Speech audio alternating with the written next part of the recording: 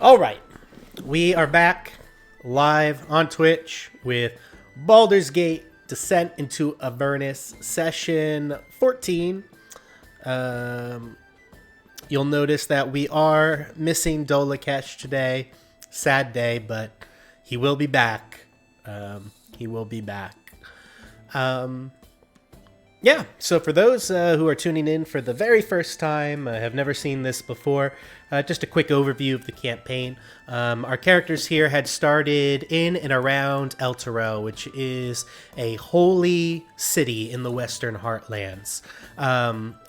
They went out on a brief mission for some leaders of the city, and on their way back to the city, the whole entire city suddenly vanished before their eyes into thin air. They came across a caravan, and they helped that caravan on a 10-day trek back to Baldur's Gate, the nearest city, as they helped those refugees back. And when they got to Baldur's Gate, they found that the city was under lockdown. Some of our characters are members of the Flaming Fist, which is a mercenary company that runs Baldur's Gate, acts as the police force of Baldur's Gate. They were set on a mission in order to solve some murders that were occurring in the outer city to hopefully earn some gold and earn passage for some of their members in the city. They did successfully solve those outer city murders and were then sent to look into some murders, a simultaneous set of murders that are happening in the inner city. So that's just a brief overview of kind of all the sessions and campaigns so far, but we will get into a more in-depth recap here in a second of last session specifically. But yeah, let's just start out with everybody just introducing who they're playing and what their character is all about, and any updated information for our viewers that might be public knowledge. So Igvis, if you want to start, just tell us who Igvis is and what he's all about. Hello everybody, my name is Manny and I'm playing Igvis. Igvis is a winged tiefling monk who just recently became Way of Mercy, so he has a cool new mask that he wears. Currently his whole goal is to try and protect the last person who ever saw his old commander alive, who was Dolakesh, and try and figure out exactly what was going on and what caused his death, primarily. El Terrell and all that second. Perfect. Honed? My name's Nate. I'm playing Hont. I'm a Hildorf fighter, level 3. I'm a member of the Flaming Fist, just a lonely old finger in the fist. And yeah. Awesome. Vaati? Hi, I'm Horace. I play Vaati, who is an investigator inside of Baldur's Gate. He's a blood hunter, pact of the fiend, and has recently developed demon-like features. His goals have changed since learning about El Terrell and getting back to Baldur's Gate, but for right now he's still working with the group towards solving the murders inside the outer city. Sweet. Marza?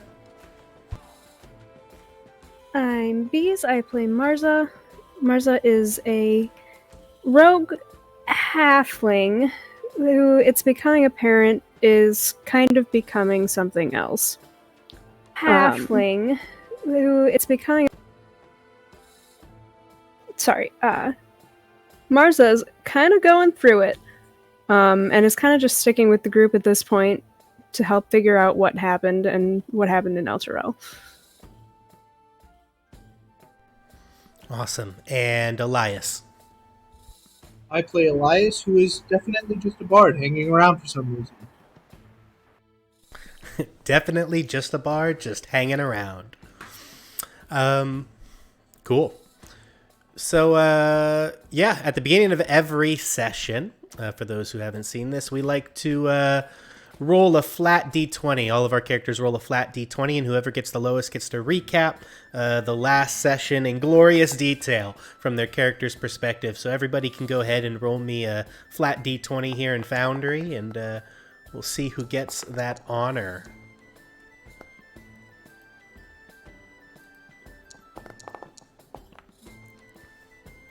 Right, we got 18, 13, 19, 10. There's some higher rolls in general, but Vaati, it looks like you are the lowest with a 10. So you get the honor of recapping for us. No natural one. Let's go. Yeah, for once it's someone else. Yeah, so as far as the last session went, Vaati went back to the Salty Dog Inn. We discussed what we were going to do moving forward. We got... It had appeared that Igvis had gotten the people that we needed to into the city, going to sleep for the night. Vaati did actually give like 60 gold to the Salty Dog Inn tavern owner just to keep her afloat. And then something was happening with Marza that we needed to leave that night. So we left, got into the city, and then after what seemed like weeks, Vaati opened the shop to his investigation office and let them stay in his holding rooms for different suspects and such. Stay the night.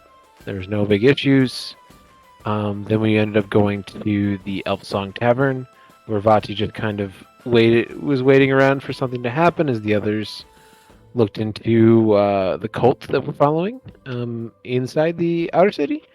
And then a group of pirates decided to show up looking for the informant that we were trying to talk to.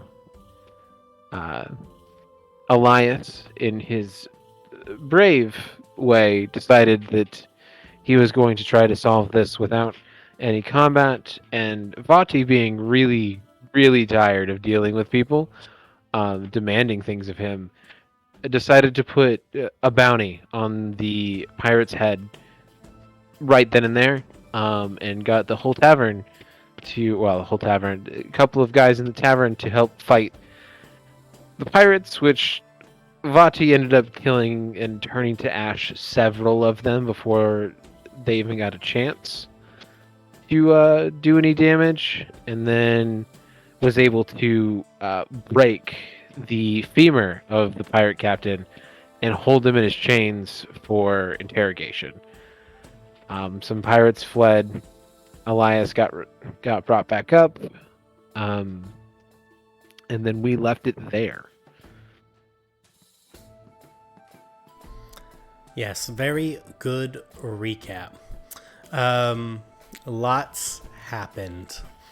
All right, let's go ahead and jump right into it. We will switch scenes.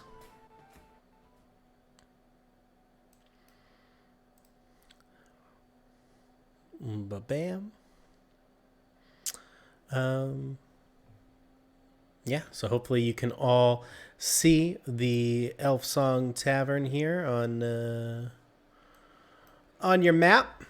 And you had just finished this fight with Captain Deadeye, killing all of his pirates after putting a bounty on his head, of which a half-orc friend here was very ambitious to get involved in the fight, though disappointed that he didn't earn the 100 gold bounty in its entirety. So yeah, you guys are here on the first floor of the Elf Song Tavern just after finishing this fight. What would you like to do? Vaati, next time leave some for us, man. I'm. Are you saying that in character? A little bit. Okay, sorry. Listen, they attacked me. What do you want me to do? I believe we should have a private conversation with our captain here. I'll just go up to the barkeep real quick and be like, "Hey, we're gonna take one of the rooms, okay?" Well, let's drag him upstairs. Conference room seems good enough, and I could tie him to one of the chairs. And as you look at Alan over there, Igvis, the barkeep, he says, "Yes, you'll have to pay for the room, of course, and of course I expect you to clean up this mess." And he seems very just cavalier about the murder that just happened in his tavern. How much for the room, sir? The room will be 3 gold pieces for the night. Okay, so I'll hand him 3 gold pieces and then 2 additional gold pieces and say, can you hire somebody to clean? We have work to do. Very well, I will do so. So I'll just hand him 5 gold overall then. Come on, Captain. I know that leg hurts, but you can still use it. As I kind of pick him up and start to drag him towards the room. And he will hand you keys, which will be to a room upstairs. And he say, "Upstairs, on the south wall is the fancy guest suite. Second door on your left." Thank you, sir. Let's go, everyone.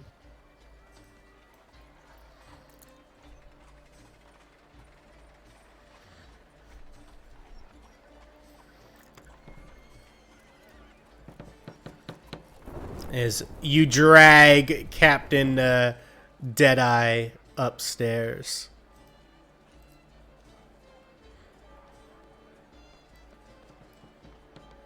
Hone, would you mind getting Tarina out of the room and she can come with us?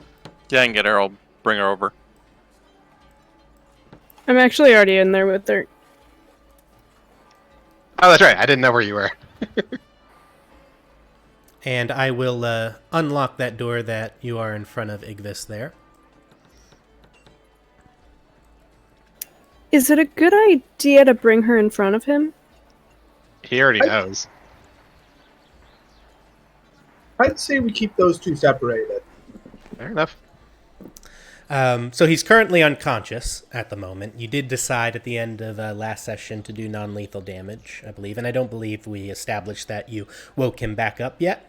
So he is unconscious as you drag his unconscious body into that room. Marza, you head into that room where Tarina is? Yeah, I went there immediately after the battle.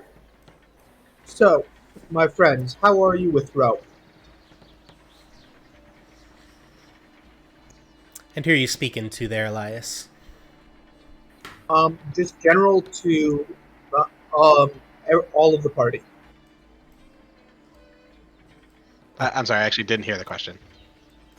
How are you with rope, my good friends? I've got him in chains. And are you sure he'll not be escaping them? They're attached to me. I'm pretty sure. Very well. Marza, what do you say to Tarina while you're over there in that room? Also, heads up, we've got pretty bad storms, so we could lose power at some point. So I'm just gonna crouch down without disrupting the illusion, and tell her that we dealt with the men who came. Right then, thank you very much, and she will get out from underneath the table. She'll stand up and kind of, brush herself off and say, did the captain happen to be carrying anything on him of note by any chance? She kind of stares at you. You want to be more specific? It doesn't matter. It's inconsequential. Anyway, thank you for the help. Are we done here? Is there anything else that you needed from me? I think maybe the others might want to talk to you a little more. We kept the captain alive. I think it might be helpful to have you around. And I'm going to grab her by the wrist if she seems like she's kind of starting to move towards an exit. Says, I see. Understood. Well, if you don't have anything for me right now, do you care if I join my comrades back in Boulder's Bones and play some games while I await? Fine. But we'll be right here. Watching. Of course, I would expect nothing less from the fist. And she will, Oh, we're not all fist. and she'll exit the room, and she'll sit back at this table in the main hallway. And she'll begin playing Baldur's Bones again with the people at the table.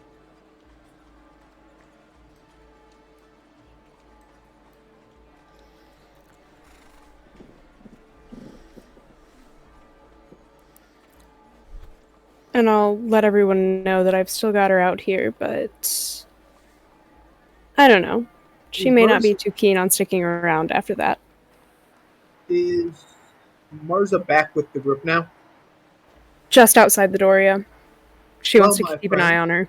I propose we do a simple parlor trick for now. Let's just say it will help us know if our good captain here is being honest. Well, first of all, let's post someone outside the door.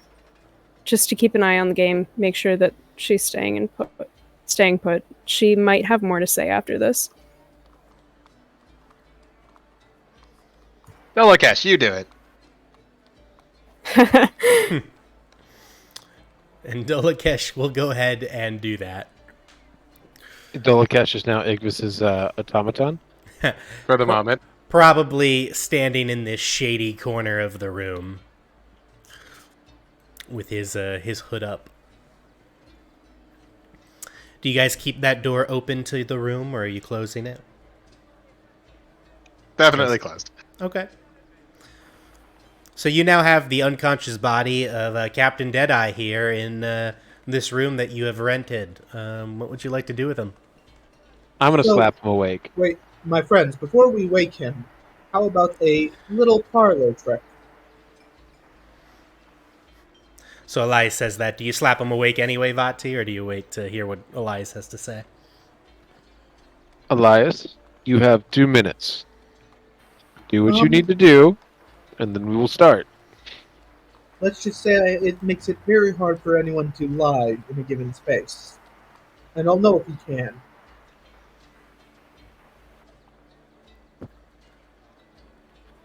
And Vati's just going to, again, motion for Elias to do it.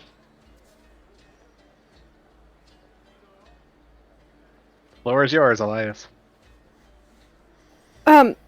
Just so you're aware, that will make it so none of us can lie either. It will Unless make we make sure we're out far enough. you get a charisma save, I just know if you passed.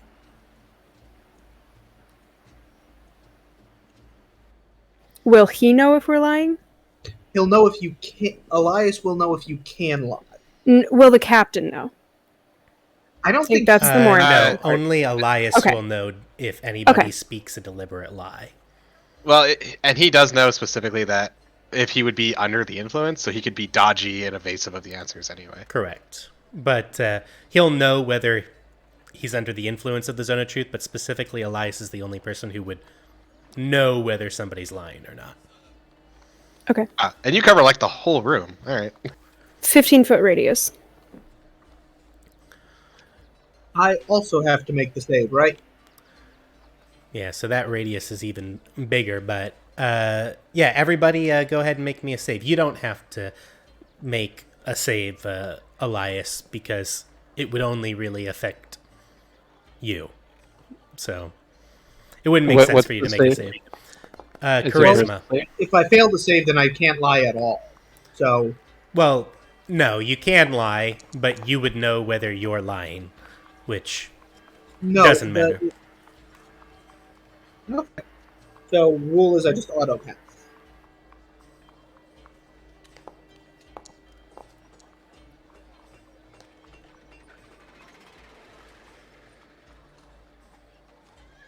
Wow, we all saved. With 2 negative charismas. Yeah.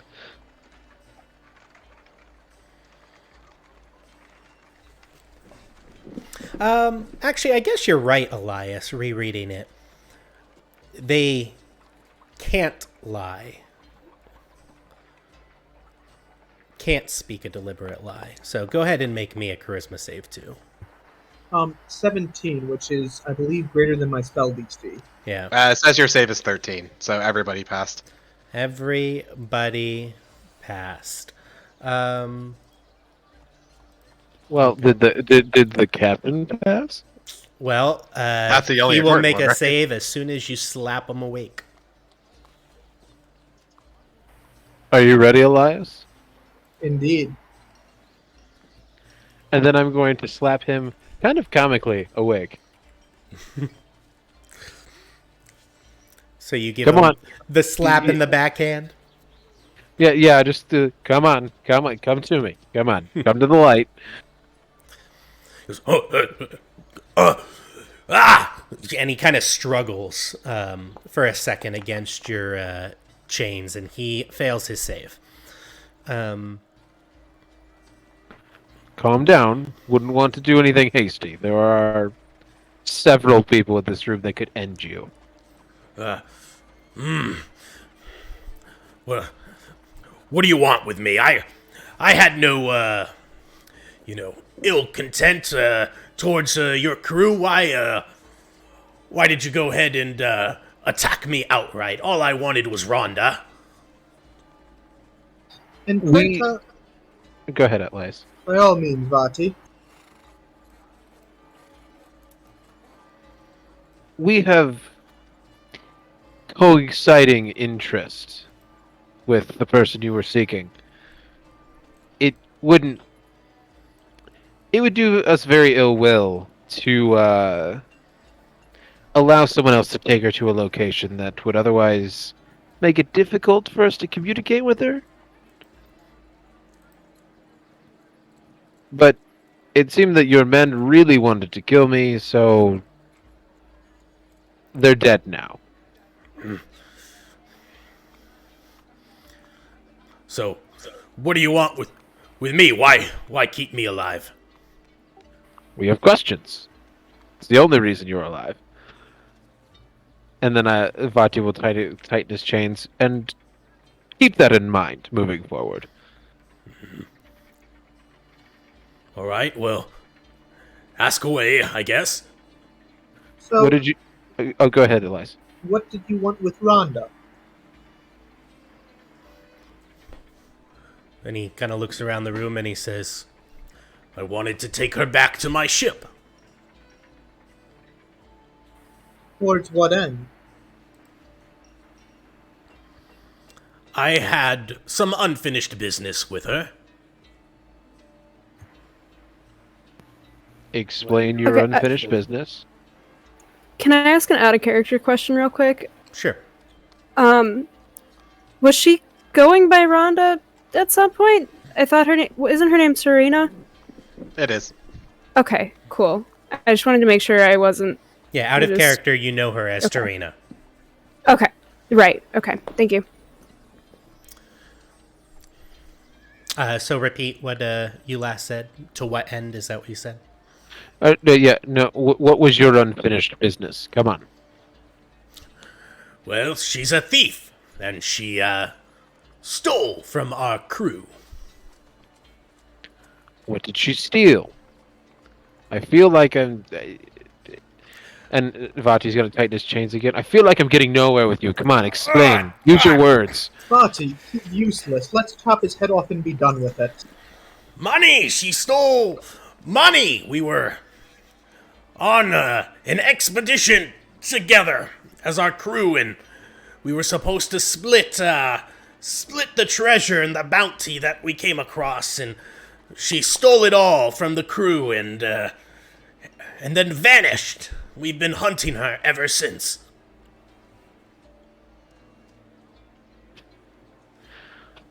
Okay.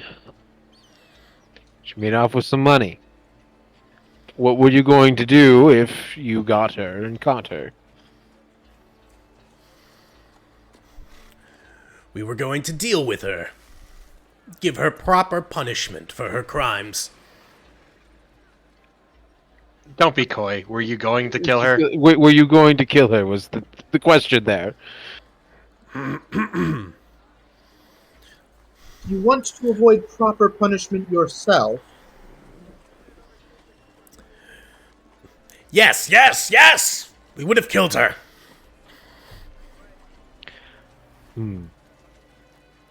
Interesting. Now, do you happen to have any knowledge about some murders in town, perchance? No, I have no knowledge of any murders in town except those of my crew, who you just murdered.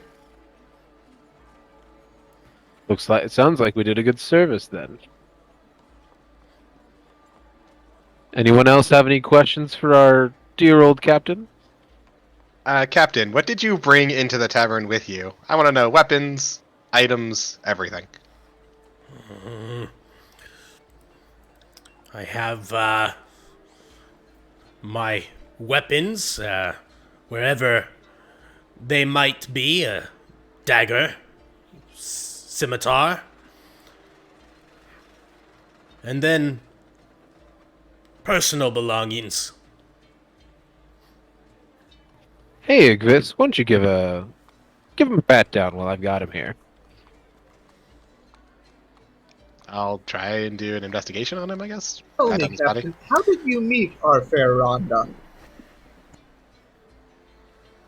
I said she was part of our crew on the Uncivil Serpent.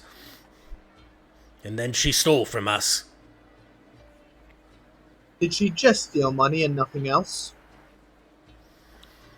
Just the treasure, just the bounty on one of our more recent jobs. And there was nothing here but gold coins I want to list. Yes, she stole 5,000 gold pieces. And that is all she stole? Yes. Very well. What do you know of this Rhonda? Where did you find her? I said she was a part of our crew. And you just recruit, and you have no stock of where your crew comes from? Various places over sea. Stop by ports and find hired hands, people looking for treasure, for glory. They become part of our crew. Indeed. What was the bounty, out of curiosity? That she stole?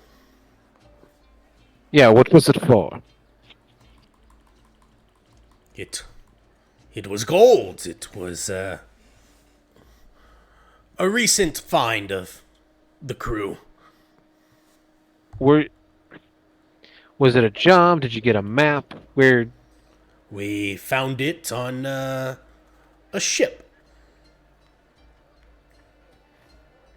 Just some floating ship? Did you take it? Come on. It was a ship floating out in the ocean. Did you perform acts of piracy, for goodness sake?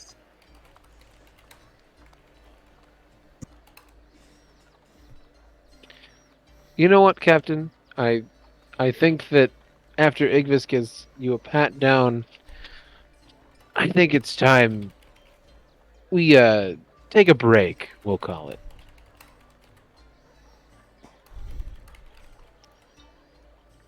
Just so you know, I did get a 9 on my investigation, which probably isn't great to pat him down.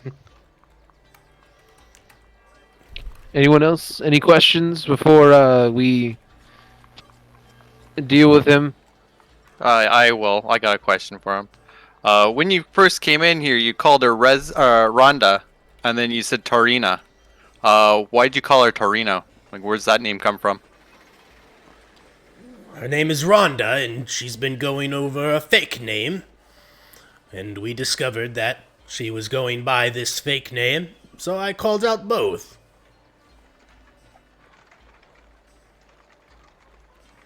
Do you know? Go ahead. Do you know anybody by the name of Worm Speaker Resmir? I do not. Okay.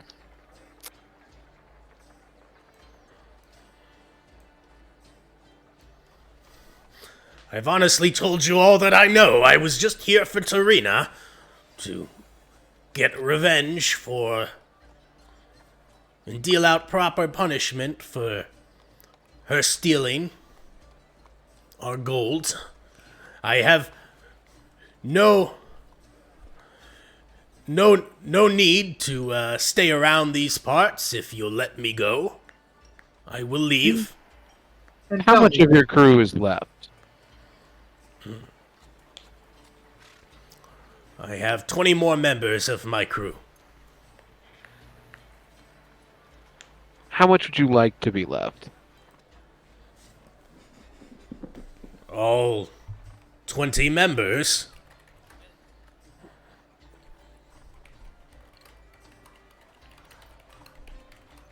Do you have the gold? Do you have what's left of the gold on your ship?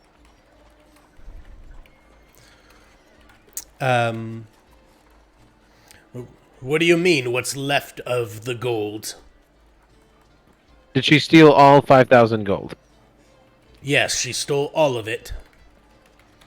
You can imagine why we're so angry. And she just travels with 5,000 gold pieces by herself.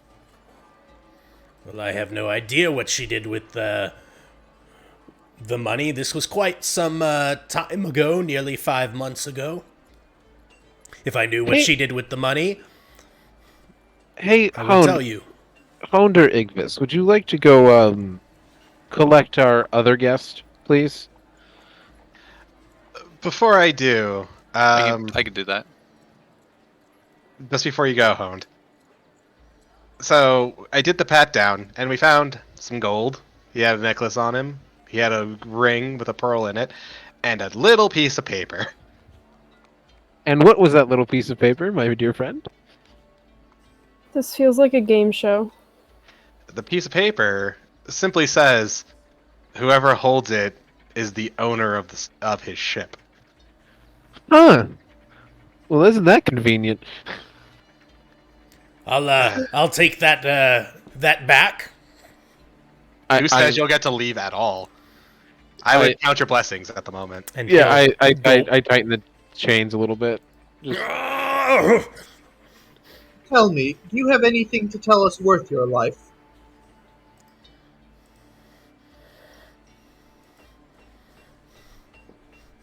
He thinks for a moment. And he says, if you wish to join me on the Uncivil Serpent, I can make you rich beyond belief.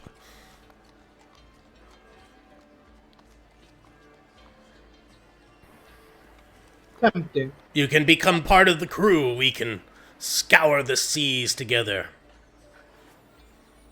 Let's put a pin in that, shall we? Go ahead, Honed. Go ahead and Okay. grab her. Okay, as I open the door, I'll motion to Tarina to come into the room. Okay. And Tarina will say, right. Okay, I'm just one more roll here. 21! I'll just collect that as she scoops up another pile of gold and said, I'll be right back, everyone. You know, keep those dice warm. Little cheater. All right, Hones, I'm here. What do you Is wish she of in me? the room? She's now in the room, yes. I want the save.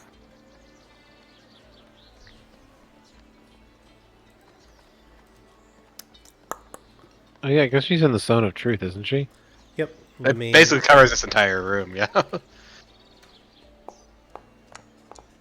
Ooh. She fails. Ooh. Did you? So, Did you steal 5,000 gold from this man? She looks around awkwardly. Says, I did not steal any money that was his, specifically. So do you claim that the treasure you found with him was yours to begin with, then? I Did you take any money that only was- have ever taken what I believe should belong to me.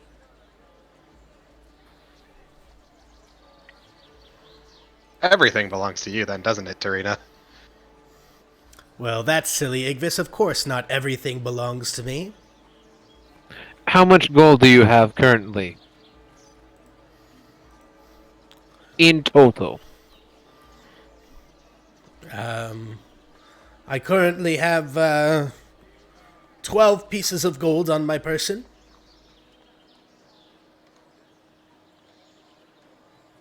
You have more gold other places, yes?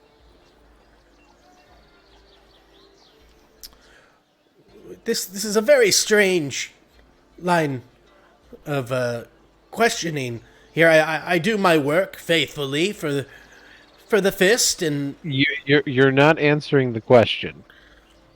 You have other gold other places, yes or no? yes, To be fair, she is my charge. No matter what she says, it's not like I'm gonna do anything Tell against me, Tarina, have you heard of the Whisperers? she says the Whisperers. I have heard of that name. What do they mean? It's a new gang that has popped up in Baldur's Gate of late. The last couple weeks or so. Nobody really knows too much about them, except that they seem to be associated with the guild in some way. At least that's what people say. Do they have any religious affiliation, perchance? I'm not aware of any religious affiliation among the Whisperers. I just know that they have committed some petty crimes here and there throughout the city. Do you know how What they're guild are they affiliated with? The guild. Do you know how they're connected with the Church of El Terrell? Particularly with the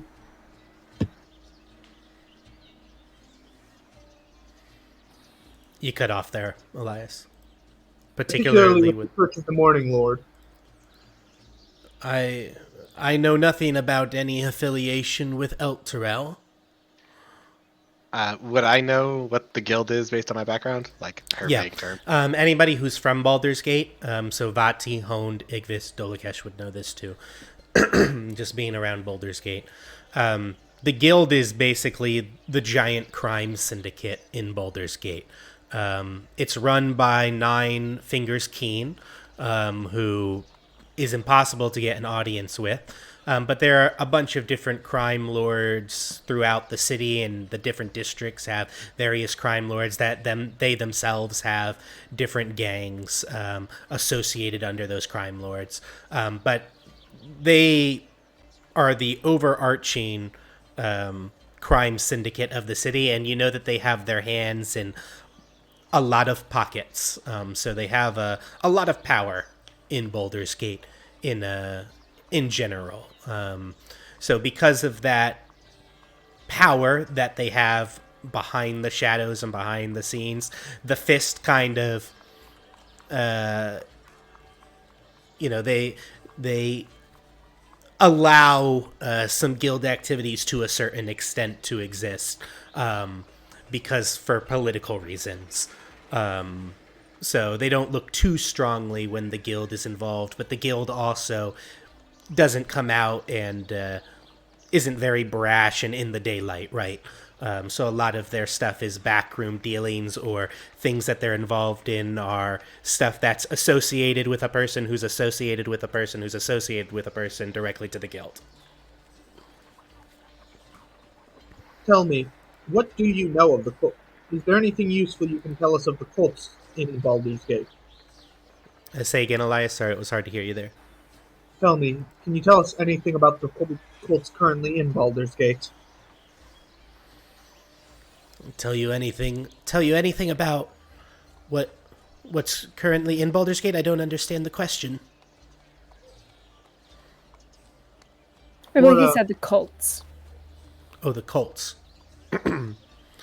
Well, I mean, there are a variety of gangs and cults that. Have you ever been to Baldur's Gate? Honestly, I can't remember much of where I've been. It's a nest of rats and vipers and crime that occurs throughout the city, especially the lower city. There's just a slew of variety of gangs. It'd be impossible to list them all, and people who worship dark gods, and people who do crime just for their own selfish benefit, who don't worship any gods, people associated with the guild, people who are just selfish on their own. How about the cult of the Dead Three, then? Yes, of course. I've heard about the recent string of murders.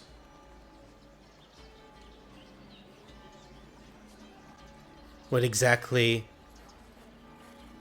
are you looking to know about it? Do you know who performed them? Do I know who performed them? Is that what you said? Yes. Well, no, I don't know who's responsible for the murders, but I did give you some information to go on here. We did already have this conversation, and out of character, recapping just kind of the conversation that you had last session. See, she basically said that she doesn't know, where the Dead Three is located, who the cult's leaders are, but she did have some information about a man named Theophila that she knows worships Bane specifically, and has followed him and found that he was making frequent runs between a bathhouse in Heapside and a tannery in Brampton. And she gave you the name of both those locations. The bathhouse was called the Frolicking Nymph, and the tannery was called the Poisoned Poseidon. And Theophila has made frequent visits between both the Poisoned Poseidon and the Frolicking Nymph. And she also said that she, scouted out a little bit more and was able to follow an older elf with short blonde hair and missing one ear, who seemed to frequent that same bathhouse often. And he always seemed to go from the bathhouse and then leave out through the basilisk gate, and after that she doesn't know where he went. My apologies, my friend. I'm lost my composure for a moment there. And his name was Boltros, right? Yes, and his name was Botros, Botros. Is there anything else you could tell us that might be helpful? Real quick, does somebody want to remind me what the other cult? Was it the Cults of the Dragon? Cult of the Cult Dragon. of the Dragon and the Cult of the Dead Three. Okay, maybe we should ask about that one too. Yeah. I don't remember if we involved that in our previous Elias- conversation with her. I don't think Elias knows you're looking for the Cult of the Dragon right now. Don't we all know that, though? Well, you know that our initial mission when we went to Elturel was to root out the Cult of the Dragon, but I don't know much more beyond that. Because if Elias knows, he'll ask, but if he doesn't know, he won't.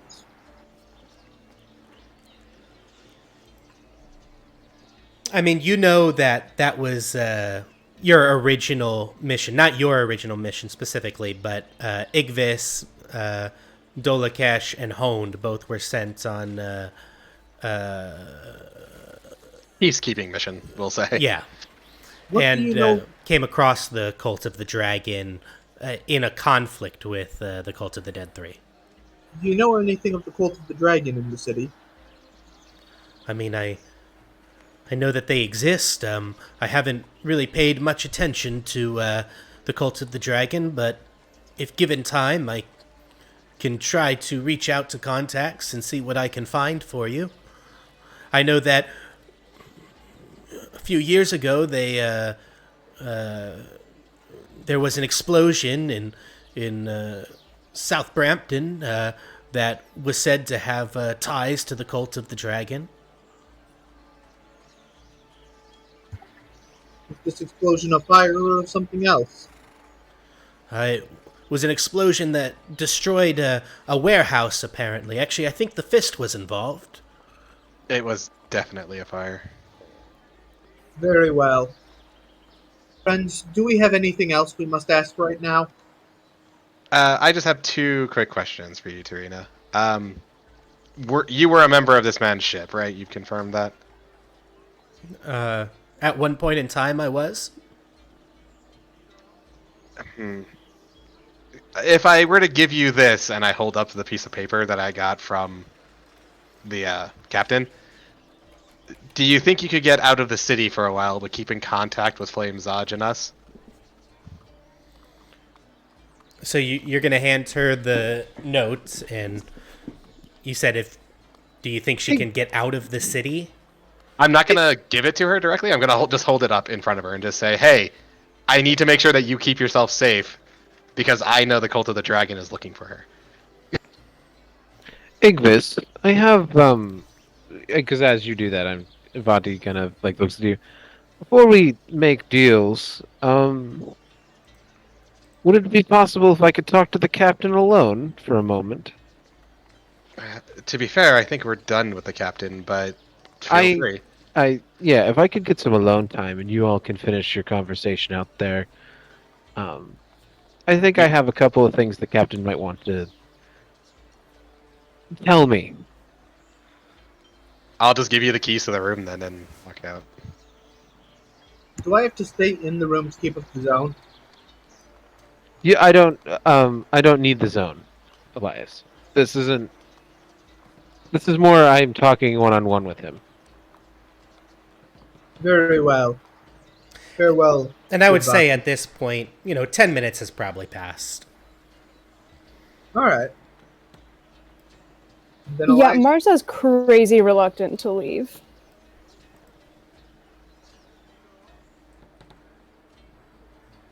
Come, Marza. Perhaps we should have a drink. I think I'll stick around if you don't mind, Vaati. I actually do mind. I need a quick moment. Given that this man is a pirate, I need to do a couple of investigation things before we turn him in, kill him, whatever we're going to decide to do with him. Vaati, I'm not leaving you alone here right now. I can simply go somewhere else. Right, I'd like to be somewhere else. I'm sure you would. I didn't ask. Seems you have some, internal squabbles here. If you just let me go, I can go back to my ship and... Captain, you are on very thin ice. Please understand that what I'm going to discuss with you will be important. Decide how thin that ice is.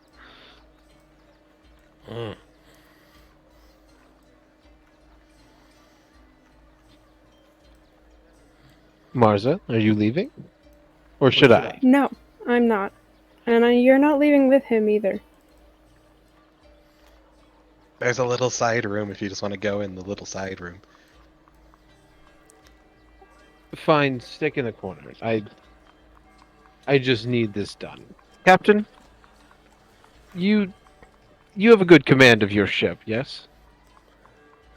Well, of course, that's why I'm captain. I need some things done, errands, and I could hire help. I could. But we're looking into obviously some cult murders and a couple of other minor things for each of us, and I'm not wondering if you could help us out in exchange for your life. Does that sound like something you can do? What do you need me to do? Watch supply lines on the docks. Find have a stakeout in a couple of different areas across the city. A couple of taverns. Keep your ears open, just so that we can find the culprit to who's ever been murdering these people. Um, you'll be paid handsomely, as well as with your life, and you'll get to keep your ship. You just have to promise not to kill her, or do anything with that person. After you finish the job, I do not care. He rubs. Well, he doesn't rub anything because he's tied up. So, what kind of payment are we talking about? Besides my life, of course, which I value very highly. The kind that pirates like. Gold. And how much exactly are we talking about so that I have to tell the boys, of course, what kind of reward they would be into. So what kind of specifics are we talking? Well, kind of depends on how fast this gets done. Right now, I can hand you 100 gold to take back to your boys for the initial payment, initial time in the docks, that sort of thing. But afterwards, we can discuss. I just need to know that you can do this, and I also, if it can, I now have to then convince Igvis not to just hand your ship over to her. So my life and 100 gold for the crew as a deposit, more to be paid later. And Yes. all we have to do is sit on the dock and scout out for what exactly? Those details will be provided among the acceptance of the job. For how long? A week. A week in port, eh? Thinks for a second.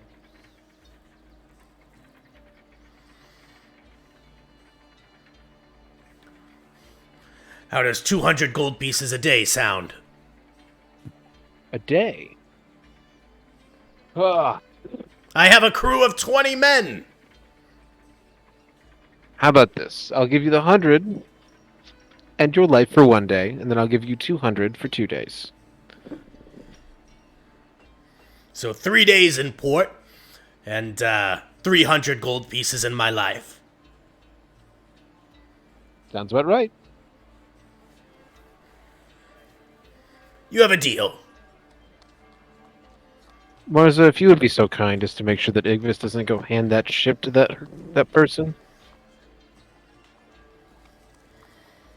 And now we'll kind of shift gears over to Igvis, because you will have some time And here in this room. I'm gonna make clear Marza's not actually fully leaving, just going to the door. Okay. We'll shift over to Igvis. You're in that room over there with Tarina and Honed and Dolakesh. What do you say to Tarina while you're in that room? So, Tarina, it looks like there are a couple of people who seem to want your head.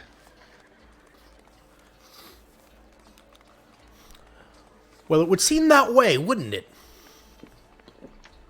So, there are two small questions for you then. One, is your name Tarina or is it Rhonda? Which is your actual name? It's messing with me. What is an actual name anyway? You can call me Tarina. So, Tarina is your chosen name then? Tarina is my chosen name at the moment. Okay, works for me. So, to be clear, we had this pirate captain interested in your head, and we got a note from what I can only assume is the Cult of the Dragon with your name on it. I just have... Do you think you could keep yourself safe in the city? There's only so much the fists can actually do. Well, I mean, my agreement right now is provide information for the fists and be paid and be given protection. Obviously, you've already come through in that regard here with people that are after me. And are you saying that you can no longer provide protection? Not that we can no longer provide protection, but this wasn't even something for information on the fist. This was a personal dispute.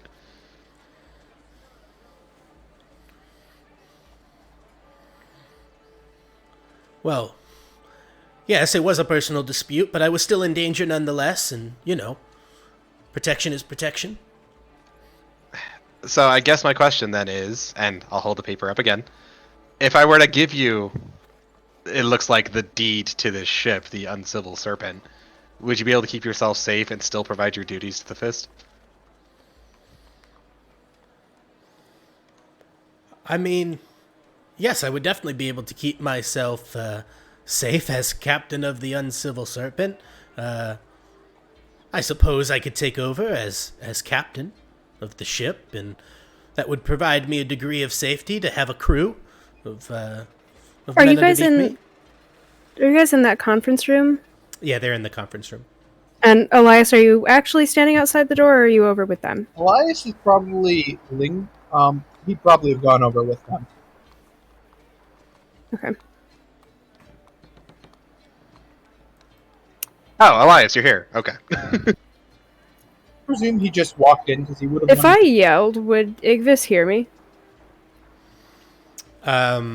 Just like a light shout. Yeah, Of his if name. you called his name, All right. he would hear you. All right. So whenever in that conversation, that would we'd come to that point. So I'd say Elias, not yet. We talk to Vaati we wait to see what Vaati's plans for the ships are, and then weigh our decision as a group for what is the most practical usage. After all, Tarina has shown endless means to take care of herself. Well, I wouldn't does say that I Vaati have want with the endless ship? means. Come now, you're a remarkable woman. What does Vaati want with the ship? Not sure, but he did mention we should wait before giving it up. Did he? Before we actually left? Yeah, I did. If you're Yeah. the character. And Okay, I'm just making sure. at this point, you would hear Marza shout over to you, call your name. Hold that thought. I just have one other quick thing I want to know. Just kind of in character. Would I have seen her be really anxious about the possibility of having the ship? Super excited? Give me Or more. give me an insight check. I'm also insight checking her, but of course she'd be excited. It's a pirate ship. That's life-changing money. Alright, I got a 7.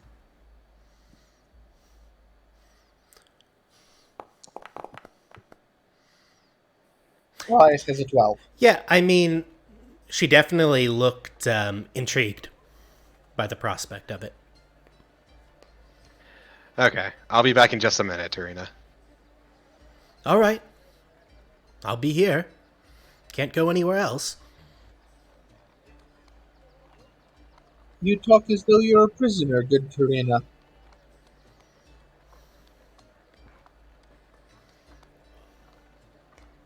I don't know who's talking yet, so I'm just waiting. Yeah, you can go ahead, Igvis, if you want to say something over there now that you're in the room with Vaati. And the Yes, captain Marzo, what do we need? Oh, sorry about that. Vaati wants to give the ship back.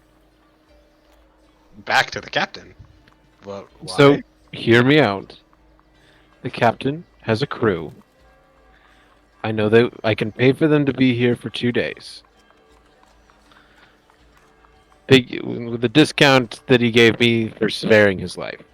We can have them watch taverns in the docks, looking for the cultists we need to have looked for. Among any other things that we could possibly need them to. How would you feel about me doing an insight check on you? You down for that? I mean, you can try to make an insight check on me.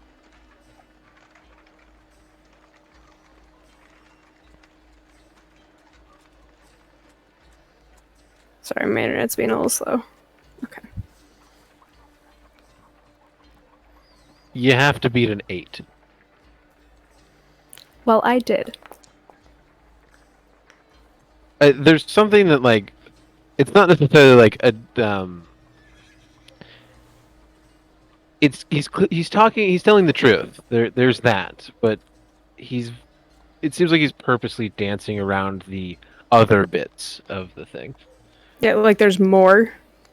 Like he definitely wants them to do stuff to find out about the cult and thing and use them, but it seems like has another tasks maybe for them.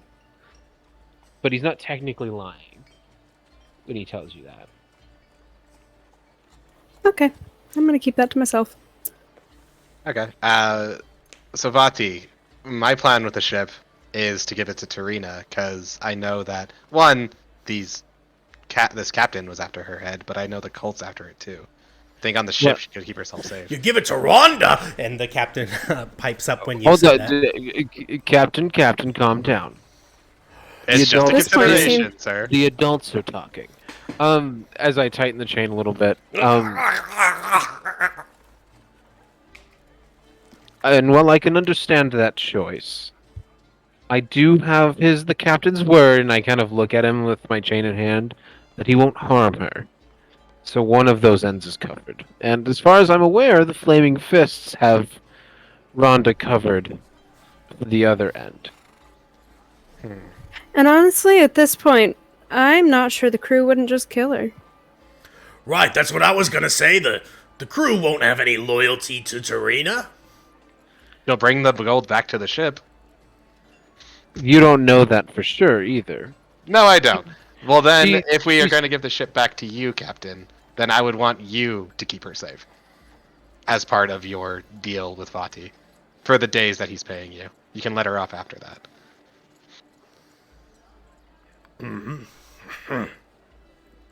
Well,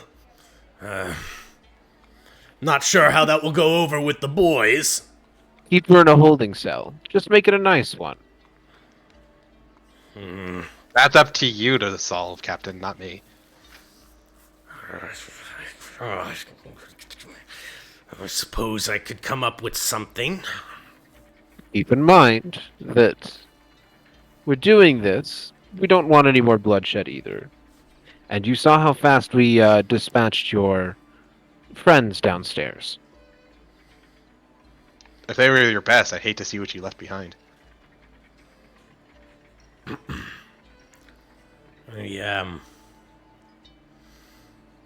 Fine, I suppose I can do that for a couple days, but then after that she's on her own. A few days is really all I need. That's all we need. And I will give the 100 gold up front, as promised. As soon as we get to your ship, you can spread it around as you wish. And then the 200 gold at the end of those days. Sound good? Yes, very well. I'll go ahead and give him back the things I found. The gold pouch, the gold necklace, his ring, and his note. Thank you very much, sir. Hey, can I, be released now from these chains? We will use these chains to take you to the ship. Just security reasons. Don't worry. I'm gonna go talk to Tarina and let her know the plan. And you said you give him back the note too. Yep. Okay. And He says, it, might not be a good look for the crew if I come back in chains to the ship. No. That's why you're going to tell us as we approach your ship when we get close, so I can release you and hand you the money that you're owed. We'll right. walk you to the gate. Make sure that the flames don't stop you. The flaming fists don't stop you, basically. Sound good enough? Fine, fine, that's fine. It's there. I'll give you an envelope with the written items of what we're looking for, and we'll go from there. At the end of those 3 days, you'll give me what you reported, stopped, and or anything that you found along the way. And then you can be off with whatever you need to do. Very well.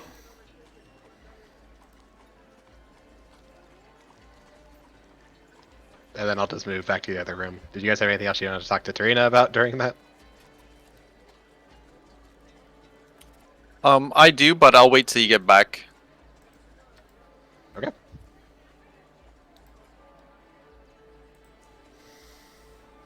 All right, so Igvis, you get back into that room with Tarina.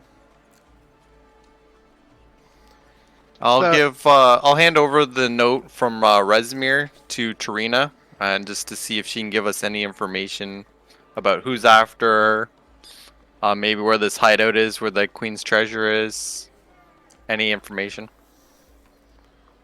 She says, Well, as I mentioned before, I don't have too much information on the Cult of the Dragon, and I don't know this Rezmir, but this worm speaker Rezmir, but if you give me some time, I can definitely talk to contacts and see if I can find out more. That'd be great. Maybe we could use Flame Zodge as like our go-between. Yes, sounds good. I can pass along the information to him. Okay, perfect. Thank you. In the meantime, the captain has graciously agreed to allow you on the ship for safety at least overnights. Do what you will or need to during the day, but return there at least for the next couple of days for protection. I'm not so sure that's a good idea. I don't think that Deadeye can be trusted, and I would. You don't think you could be trusted?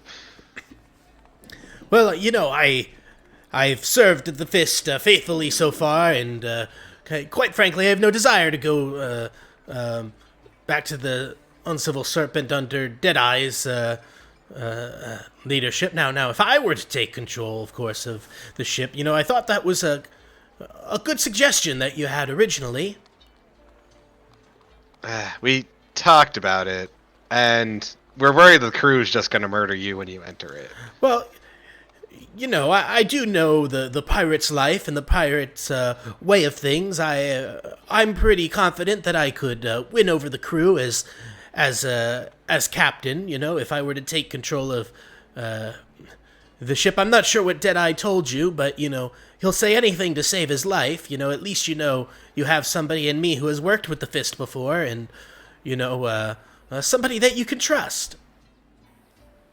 You were being real cagey this entire time. Just wanted to put that out there.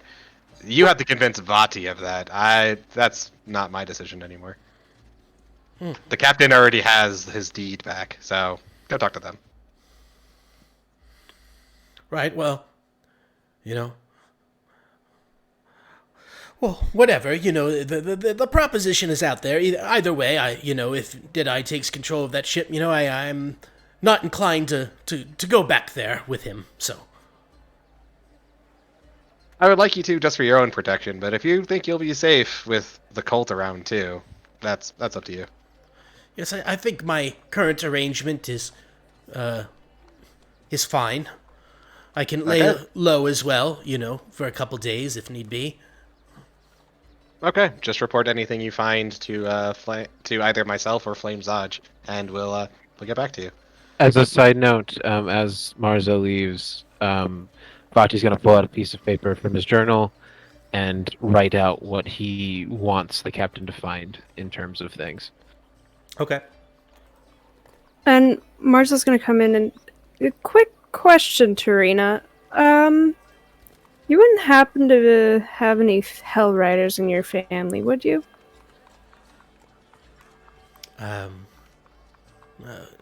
No. And I just want to impress upon you that this is very important. And if you do, we will need to take extra steps to take care of you.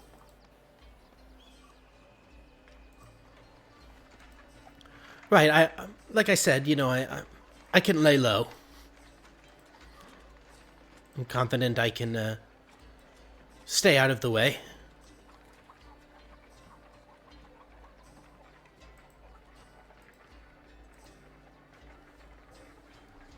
Okay, well, I guess we have what we need then. Tarina, I hope you have a good day, and just keep yourself safe. There seems to be people hunting you.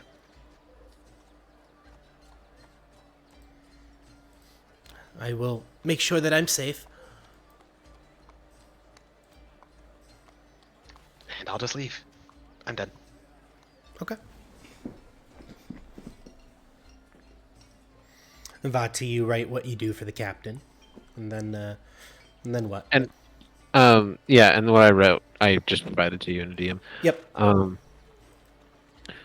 then I'm gonna seal it in like an envelope, probably from one that like the inn provides or whatever. And then tuck it into my jacket and be like, "Well, you good to walk on your feet, Captain?" Yes, I can do that. Yes, of course. Well, And he'll stand up to a seat and he'll kind of like wobble a little bit. He's at like 1 hit point. He's bloodied and beat and bruised, and he, kind of leans over and rubs blood from his nose on the shoulder of his shirt that he's wearing. And Right then, I guess let's get going. if you need something to lean on, I'm more than willing to lend a hand. And then with that, I'm just gonna walk out with the captain. okay, you walk out with the captain. Igvis, everything squared away?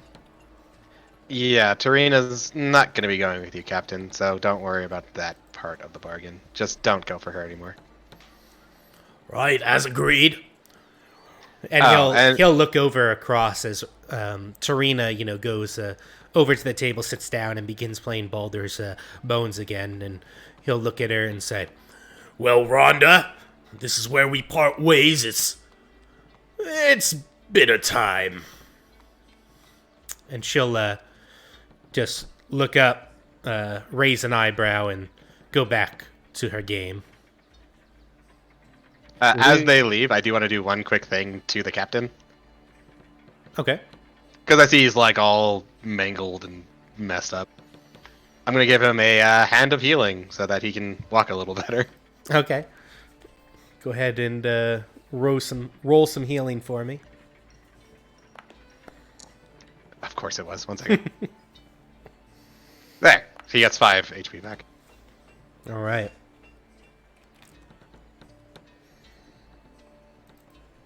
Perfect. So I'll just put on my mask and then channel, and you'll see like essentially a soft glow as I touch his back, and he suddenly feels a little better. Yes, thank you. Appreciate that. My limp is gone. That's great. And I think you still definitely have a limp. And yeah, as he walks, he clearly still has a limp. But I think he lost like one of his legs, right? Vaati, you did that? no, one of his. No, I wanted to. I wanted to make Like him a shattered femur. Okay. I shattered his femur, though. Yeah. But Captain, let's say we'll meet at the Salty Dog Inn, in 2 days for the rest of your payment and the things that I will requested that I have written out for you. And you best be nice to the innkeeper, or there will be problems. Right, yes. Sounds good. The Salty Dog in 2 days' time. I'll walk you to the gate, get you past the flame fists. Then I'll hand you the gold and the letter that I wrote up next to you, and we'll be all set. all right. I would prefer to wait for you here, Vaati, or go with you, just because I don't want to continue our investigation. One person dead. Oh yeah, no, you can. Anybody can come with me. I mean, like, if anything, Vaati's in kind of a good mood right now. Vaati, you want to just come meet back here, and then we'll head to the tannery when you get back? Absolutely. Cool. I need Yes. to take a nap. So yeah, DM, if you want, I can just like take the 100 gold out of my inventory, and he just has the letter. That way, we don't have to roleplay all the way Yeah, to there. But sounds good. So, I mean, And I'll you. walk with Vaati or whatever. So Vaati and Marza, you would lead the captain back towards the Uncivil Serpent, and actually, I'll put a little thing on the map here. You actually have to pass Hang on, wait. Let me near. reconsider that. Okay. You actually have to Would we pass be- by nearby Vaati's house in order to get to the Uncivil Serpent, which is actually over on the other side of the district. Okay, yeah, I'll go with. I was gonna say maybe we could have Hone go with them, if you're willing, Hone. Yeah, I can saunter along with them. I just want to take a quick nap. Okay, I just want to take a short rest when they get back. I'm gonna go ahead and put a. Oh yeah, you guys were like actually in the fight. Huh? Sucks. I just hear you laughing like, haha, sucks to be you. Is this what it feels like to combat? It is not good for Elias. I only took damage from myself, so I'm And- at and full me, to be fair. HP. So I put a little star on the map, on the Baldur's Gate map, where the Uncivil Serpent is, which is over there southwest of Vaati's house. Wow, that's nice and close. yeah, no, that's convenient. Or I should say Vaati's office, not his house. It's kind of like his house. I live there. Like, it's not like I have a separate house. Vaati's not that rich. Yeah, think it would be possible by the time they get there and get back that we could have a quick short rest? Yeah, it takes you about a half an hour to cross through the city, and then a half an hour back. So it would take you about an hour to get back to the Elf Song Tavern. So those of you who are still in the Elf Song Tavern, you'd have a short rest if you wanted to spend any hit dice or get back anything that is expended on a short rest. Vaati and Marza, unless there's anything else you wanted to do while you're crossing the city, you'd be able to take the captain back towards the Uncivil Serpent, and, as requested, he'd tell you when you got close so that you could release your chains, give him the 100 gold, and he would go back to his ship.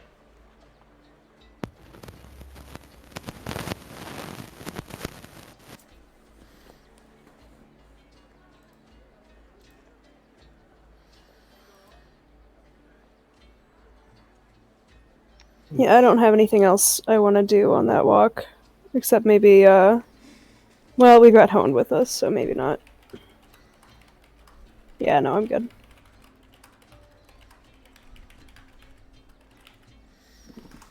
Okay.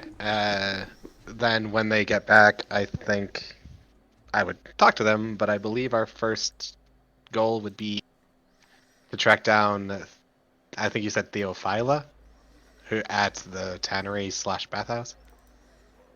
Yeah, so there were two different people that you got leads on, basically. Theophila and Botros. So Theophila was a middle-aged human, had many facial piercings, and he was making runs between the Frolicking Nymph and the Poison Poseidon. So the Frolicking Nymph is a bathhouse in Heapside, and the Poison Poseidon is a tannery in Brampton.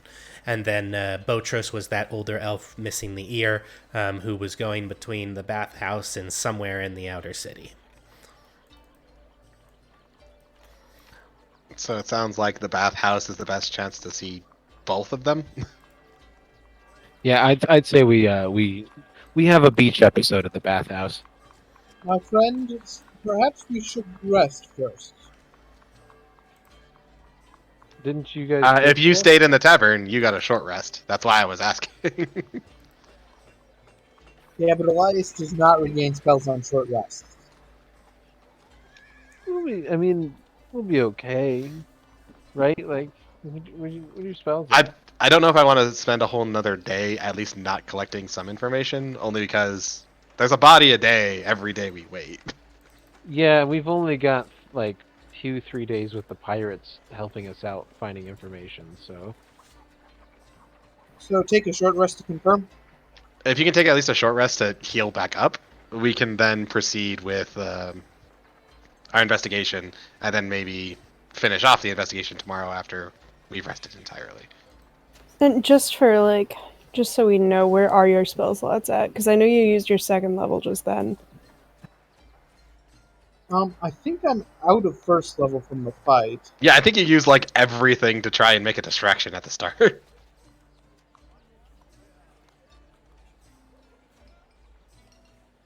I have one more second level spell. and then you've got some cantrips, right? Because you've got the. I thought the radiant bolt was one of your cantrips. And no, I went hard on. I was gonna pretend to be Tarina and see where the captain took us, so we could like get information. I'm asking, do you have like a healing cantrip or something, maybe? I can cast the I can cast first level spells as second level spells and heal that way. So I But think you've there's only no got- healing cantrips, I believe is what he's saying. Yeah, you only have one second level spell slot, right? And you used that already. No, I had two. Oh, for real? Okay.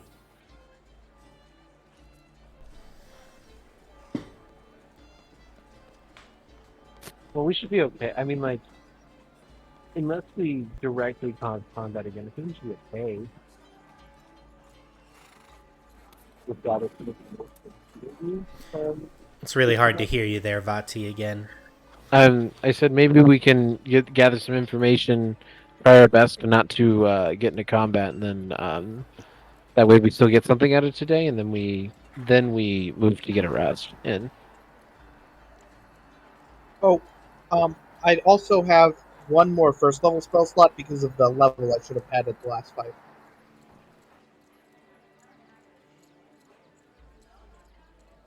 Yeah, we should be fine. It'll be okay. Just no extra illusions, I guess. Okay. I know, it's very hard for you. So bathhouse, everyone. To the beach episode. And I will mention that as well, Vaati, that when you hear the name, the poisoned Poseidon, I think you are in possession of it. But there was that was actually mentioned in the journals that you found in the office at the Hamhock Slaughterhouse, as an FYI. There were a bunch of different businesses that had done business regularly with the Hamhock Slaughterhouse. And the Poison Poseidon was one of those businesses. And was that the bathhouse name? Sorry? That Or was is the tannery. I'm gonna actually share that information with everyone else. Interesting. So maybe we should start with the tannery then, if nothing else. Yeah, I think maybe we should probably go to the tannery first. And that's not to say what you guys should do or not, but just as an FYI. Well, Yeah, we know that both of them go to the bathhouse, but we know that so far the tannery is the only thing connected to the slaughterhouse that we just dealt with. So it might be best to go to the tannery and then maybe the bathhouse when we're fully rested. The tannery is technically the more dangerous one, I think. Okay, so maybe bathhouse. Get some Bathhouse relax. rest, and then we'll go to the tannery. Yeah. We'll go to the bathhouse, get some rest, and then tannery.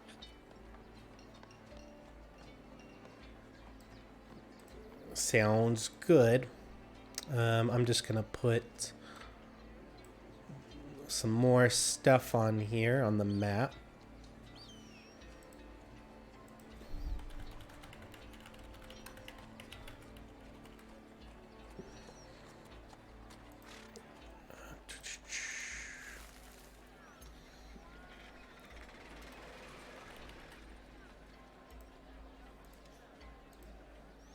Okay.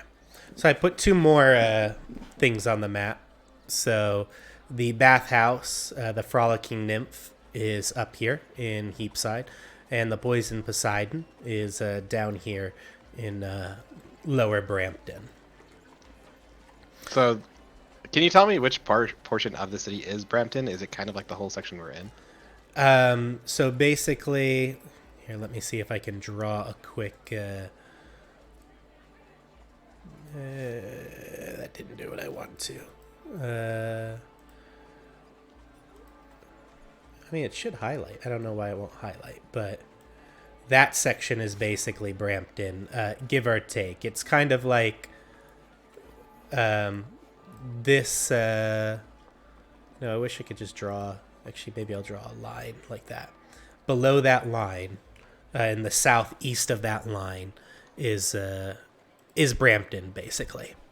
Okay. And then between those two lines there is Eastway, and above that line is Heapside. Okay, gotcha. I still have other business that you know of, so I was just trying to make sure I knew which way I needed to go for that. Yep. Okay, so remind me again. You're going to the bathhouse, to the Frolicking Nymph, up in Yeah, we're going Yes. to that. Heapside. Since we know the other one has direct ties at the very least, I feel like the bathhouse is safer. So Hopefully. starting there. All right. So let's go ahead and switch maps here.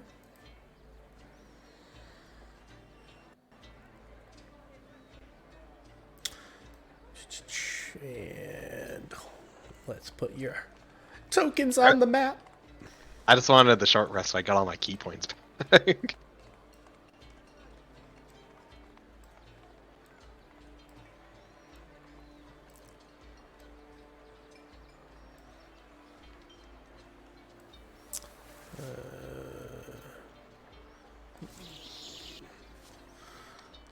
Let's see. That is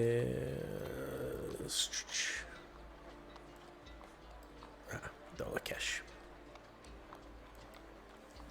Okay. So you guys travel a couple minutes out of Eastway and into Heapside, and eventually you come across the Frolicking Nymph, which is easy to tell because of all of the carvings of nymphs along the outer wall. So you're on the street, and the entrance to the Frolicking Nymph is over this way. You can go ahead and move yourselves on the map where you wanna go.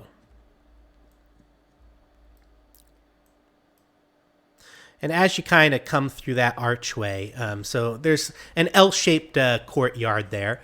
There's a trimmed lawn, and it has nicely manicured shrubbery. The yard is decorated with white marble benches and stone fountains, each in the form of a smiling nymph, tipping a jug that spills water into these circular stone bases. And looking around the corner, it seems like there is a door over there to the north. Just gotta say, I love Igvis and Dolakesh moving in perfect sync. Like a pair of creepy twins. You don't know, it's fine. One of us. One of us.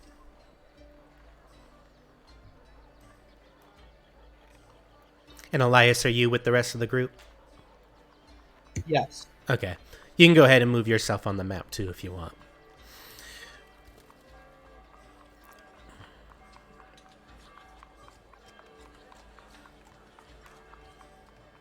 I honestly don't think I've ever been to a bath.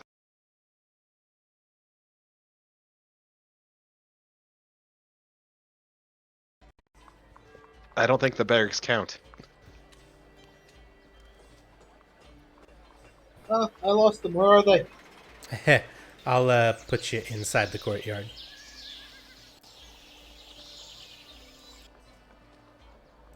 Thank you. So you open that door, and immediately you're met with a room, and the walls of kind of this room are 20 feet high up to the ceiling. There are pillars throughout the room that hold up the ceiling, and it's adorned with frescoes of bathing royalty. Natural light streams through stained glass windows all along the side of the bathhouse, creating a colorful pattern on the tiles and the polished blue marble that covers the floor. 3 shallow sunken pools contain scintillating perfume-scented water. White marble benches bearing stacks of dry towels are situated near the pools, each of which comes equipped with a pair of brass faucets. And as you enter, it seems that there are 3 individuals who are bathing in the pool. The 2 up north seem to be engaging in a conversation, and then there's a gentleman by himself in the bath to the west. And almost immediately upon entering, this door here to the south opens up, and out comes a gentleman who greets you and says, welcome to the Frolicking Nymph. My name is Jabaz. How can I help you today? Have you ever been here before? I can honestly say I have not. Oh, great then. Well, it is a bathhouse. I'm sure you're familiar with how a bathhouse works. Using the pools is, of course, free here for this establishment. We also offer massages, so myself or Cormilla would be happy to assist you if you would like to purchase a massage from one of us. We offer 30-minute and 1-hour massages.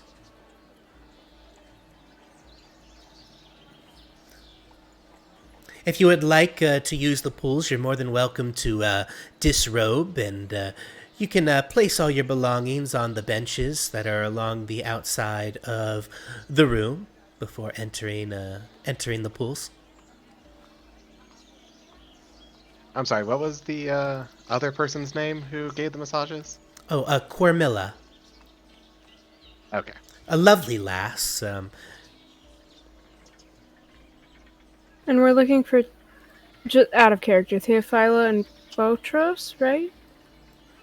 Theophyla and Botros, yes. Okay. Sir, can I talk to you in your office for just a moment? I have a couple quick questions. Well, I don't quite have an office, just my massage room down here to the south, but yes, of course. If you'd like to speak in private, I'd be happy to discuss with you in the massage parlor. Anybody want to come and follow me into this weird room? Sure, Elias will go with you for a massage. I'm gonna stick outside and wait to just kind of watch to see who comes and goes, seeing if anyone looks suspicious or anything. Okay. And Marza's gonna hang out by the unoccupied pool and kind of just like dip her feet in, but just kind of covertly watch the other occupants. Okay. I Dolicash guess will I'll be in the room Dolicash with come with me. Igvis. Okay. Yeah. And Elias, what'd you say that you I'm wanted so to do? glad I'm alone. How much are the massages? Did they say that one? Oh, yes, of course. So the 5 silver pieces for half an hour, or 1 gold piece for an hour. Elias is going to go with the half a silver piece. Oh, for the 5 silver pieces? Absolutely, for a half an hour massage. You can have your choice of masseuse. I am Jabaz, or you could use Cormilla. out of game question, what was the name that we got from Tarina? You got two names from Tarina, Botros and Theophyla. Okay, and we're looking for Theophyla here. We're looking for both of them here. Tell me, do you know? I've heard good things about Bolstros and Theophyla. I believe we're ideologically similar. I'm You know, sorry, who? I've heard good things. I've heard some of your other patrons are of particular tastes. I've heard Theophyla just has the finest. Who would he go with? I'm sorry, I don't know anybody by the name of Theophyla. Darn, I'd heard he frequented it and had the finest tastes. I was hoping to get some recommendations. Well, I mean, I'm happy to make some recommendations. I mean, we only really offer one service, just two different times. You know, and Cormilla and I both are pretty equal in the service that we provide.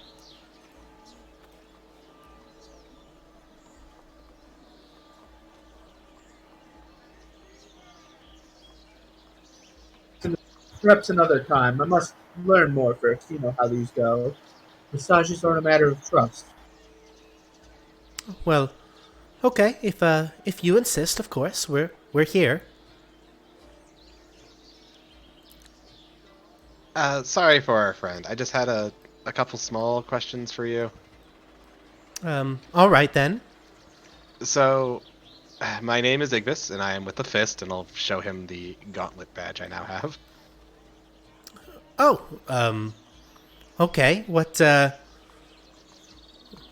pleasure to be speaking with the Fist. How can I help you? Trust me, I know this isn't pleasant, and I know you don't want to be speaking to me. So the people that he had mentioned, the Theophyla and Botros, one is a middle-aged man who may come in here, human, and I'll give him the description that Tarina gave us. Okay. And the other is Boltros, an elf who's missing an ear, who seems to frequent this establishment often as well. Have you seen either of them today? Do you know how often they come in? Anything like that? Oh, I'm not really too familiar with those description. I'm sorry. We have many people that come in and frequent the establishment. I'm just I'm not familiar with those descriptions at all. So you've seen neither of these two gentlemen in this establishment, and if they have been here, you wouldn't recognize them. Oh, I mean, I may have. I just and I may recognize them if I were to see them. I just can't recall off the top of my head. Do I believe him? Can I roll an insight? Yeah, give me an insight. Yeah, sure, why not? Yeah, I mean, you don't sense like he's hiding anything from you or being deceitful in any way. Note, I mean, he definitely does seem a little nervous talking to you, but, you you're a member of the Fist, and people are nervous. Note, Elias snuck off the moment the fists were mentioned. Okay. Can Dolakesh do insight? Yeah, sure, why not? Here, I'll roll his insight.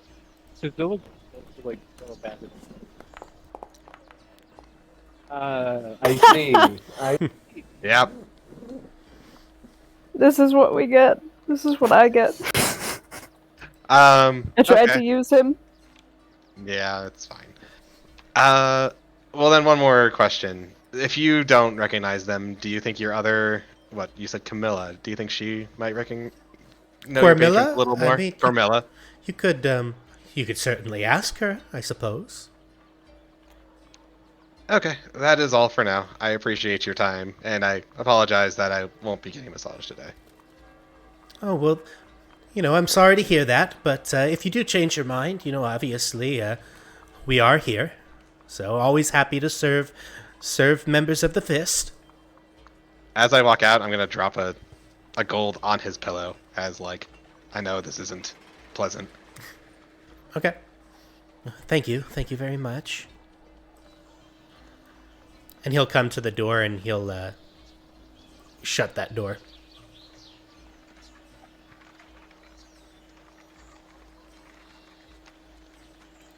I might need help with Camilla, guys. If somebody else wants to help me.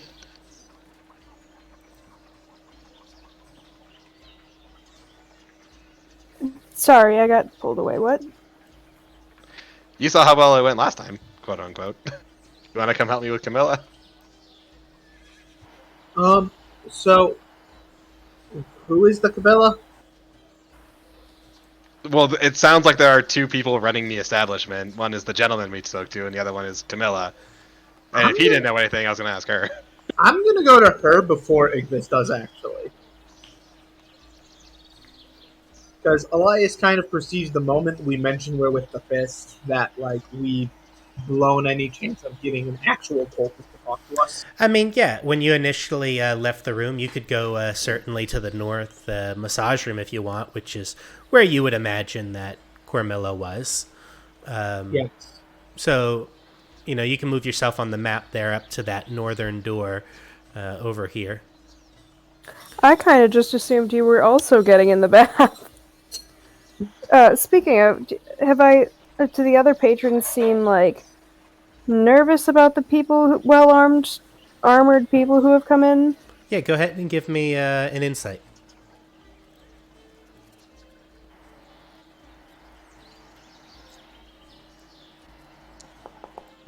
Oh, cool, 22. Yeah, they're definitely nervous. You can definitely sense that tension seems to be high. The two gentlemen in the north up there, they were having a pretty lively, jovial conversation, which, as soon as the rest of you entered, their eyes kind of turned towards you to kind of follow you to make sure they know where you are in the room at all times, and their conversation kind of quieted. And the gentleman over here seems especially nervous as well as he watches the rest of you. And he actually, after a couple minutes, he gets up, exits the bath, and gathers his clothing, which is over here on this bench, and starts to get dressed after wiping him down with a towel. Elias is going to try to look like he is just here for a bath right now, so I'm not wearing armor. So, do I note anything odd in his belongings as he's getting dressed? Or anything specific about him in particular? Yeah, I mean, he's a pretty skinny gentleman, probably in his 30s. He has dark hair, scraggly dark hair, a small goatee, but otherwise, besides that, you don't notice anything that stands out about him. Okay, cool. Elias, so you said that you actually took off your armor? Oh, Elias is full on trying to look like he's just there for a bath. Okay, so I mean, are you... So normally, if you're there for a bath, you would take off all of your belongings, you would put them on a bench, completely stripped to the nude, and then jump in a bath. So are you stripping down to the nude, you're saying, and putting your stuff on a bench, or...? He's dressed however people would normally dress when going for a massage, because otherwise that's suspicious. Okay. Yeah, normally, as part of a massage, you would unrobe within the massage chamber. They would have some towels that they would lay over you, and then they would come on top and they would start massaging you. Elias is doing that. Okay. So you go into the northern chamber, and there's a woman here, a young woman, and she greets you and says, "Hello, my name is Cormilla. Were you looking for a massage today?" Indeed. I'm new to the area and was hoping you could tell me about some things. Oh, sure, I suppose I can do Just that. If you're pleasant look conversation during a massage is all, I promise. Oh, oh, sure. Well, if you want, you can disrobe and you can put your belongings over in this corner over here. And she'll point to the corner in the northeast by the stained glass window. Once you're disrobed, you can go ahead and lay down on the table and we'll get started. All right, Elias is just going to do as she says, and he's going to hand her the gold up front, a gold piece up front. All right. And the gold piece is for an hour massage. So you want the hour massage? No, he's giving her he's giving her a generous tip. Oh, okay. He's probably out before 15 minutes, but he needs to play it. Oh, well, thank you very much. All right, let's get started. And she'll put a towel over you, and then she'll jump onto the table as she has you face down on the table. She gets on your back, and she starts massaging up and down your back in circular motion, starting with your shoulder and on your neck and then down kind of your spine as she massages out from the spine. While she's massaging, Elias is going to mention, like, I have some peculiar religious views. Can you tell me which, if any patrons could point me in the right direction for those of similar minds? I suppose what who exactly are you looking for? It's a tid scandalous, I know, but I worship the dead three. Oh, um, okay.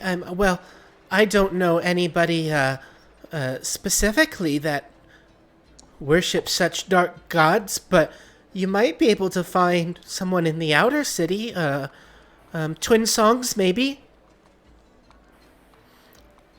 What is out of game? What's Twin Songs? Twin Songs is a district of the outer city. When you came originally into Baldur's Gate, you crossed a bridge, and the district that is immediately across the bridge is Twin Songs. So you'd have to go out of the city and all the way around the mountain, past a bunch of different districts, past Hamhawk Slaughterhouse, back like you're going out of the city to get to Twin Song. It's the second to last district before you leave the city. Oh, you mean like that big church that we completely passed by that you described in detail? Yes.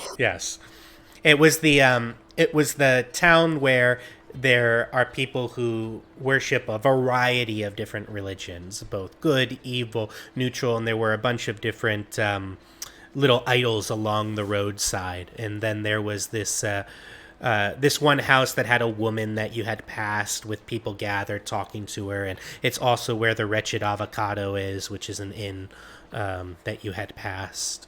But yeah, it's way in the outer city. Thank you for your help, Pray Tell. That's extremely useful information. I didn't mean to frighten you. It's just a family tradition I feel the need to keep alive. You know how it goes. Yes, of course. Rest assured, ma'am, I'm planning nothing of a dangerous sort. He's gonna roll a persuasion, obviously.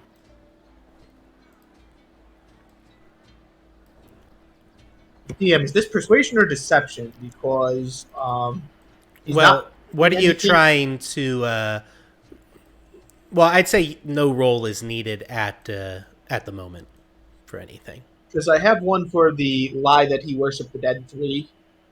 Yeah, I see that. I'd say at the moment you don't need to make any rolls. I don't wish to cause any harm at all. It's just, you know how it is. My great-grandfather his life was saved by a cult of the dead three, and he taught us the ways ever since. It's a tradition, simply peaceful. Simply brings me clarity. Okay, I see. Yes, I quite enjoy just going about my day-to-day life. All right. And at this point, Igvis, if you had wanted to go towards that northern massage chamber, you wouldn't know that he was in there, but you could make your way up there at this point. Would you have just gone up and opened the door, or I think I would have gone up and just knocked, been like, anybody in there? all right. So I mean, you go up and you knock, and she says, "Oh, I'm sorry, sir. Just give me one moment." And she'll jump off the table and she'll open the door slightly, and she'll say, I'm sorry, I'm currently with a customer in here. If you're looking for a massage, I can, I'll be right with you, or you can talk to Jabaz. He might be free as well. I still have another 15 to 20 minutes or so to this massage. Yeah, Real quick, has that man left yet? Or is he still getting redressed? At this point, he would have started making his way out. Which, if you wanted to interact with him, let me know, and we can kind of move towards that in a second. I'm gonna leave that to the others that are outside. Okay. My interaction with her is going to be very simple. It's just going to be like, oh, I'll just see Elias in the room. You'll see Elias on there, undressed, on the table, face down. I'll just be like, oh, I didn't know you had a patron already. I'll come back Elias is gonna smile at him as he sees this. It's like a shitty grin. Like, I'm still gonna walk away. I think you got this, and I'll. And she'll close the door. Igvis says, and "I jump don't back want on to the see table." that." This gentleman, just switching gears for a second, he finally gets dressed, and he makes his way out the front door, and he starts to head out the front gate. I'll just follow him, kind of shadow him for a little bit. Okay. How far do you follow him? Outside the front gate and down the streets? He will leave the front gates, and he will start walking down the street. Yeah, I'll keep following him for now.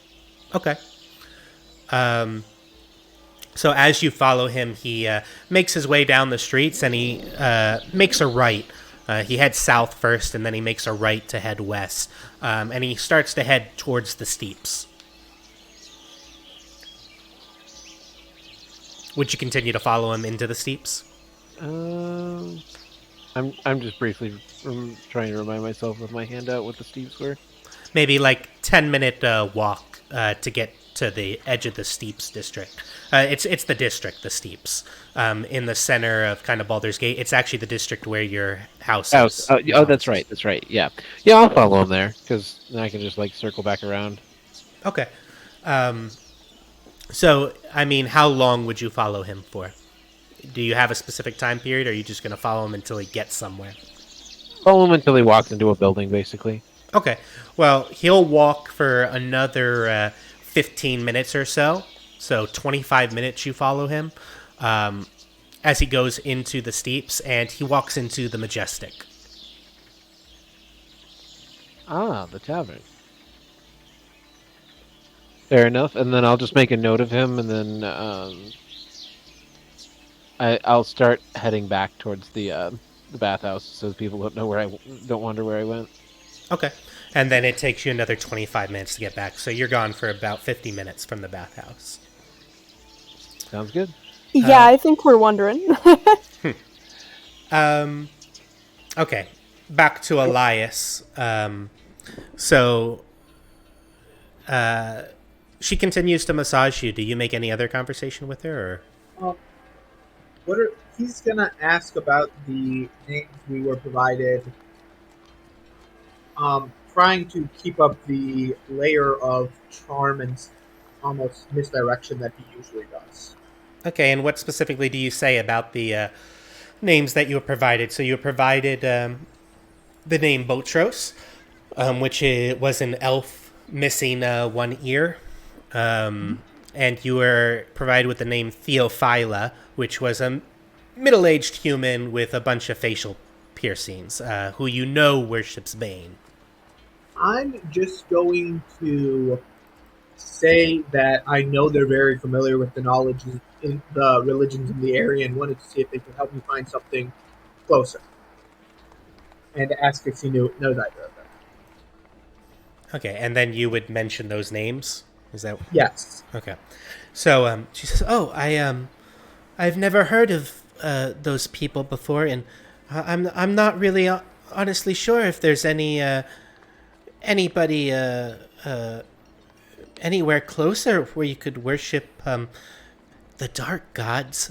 There aren't really publicly any places in the lower city that would worship these beings.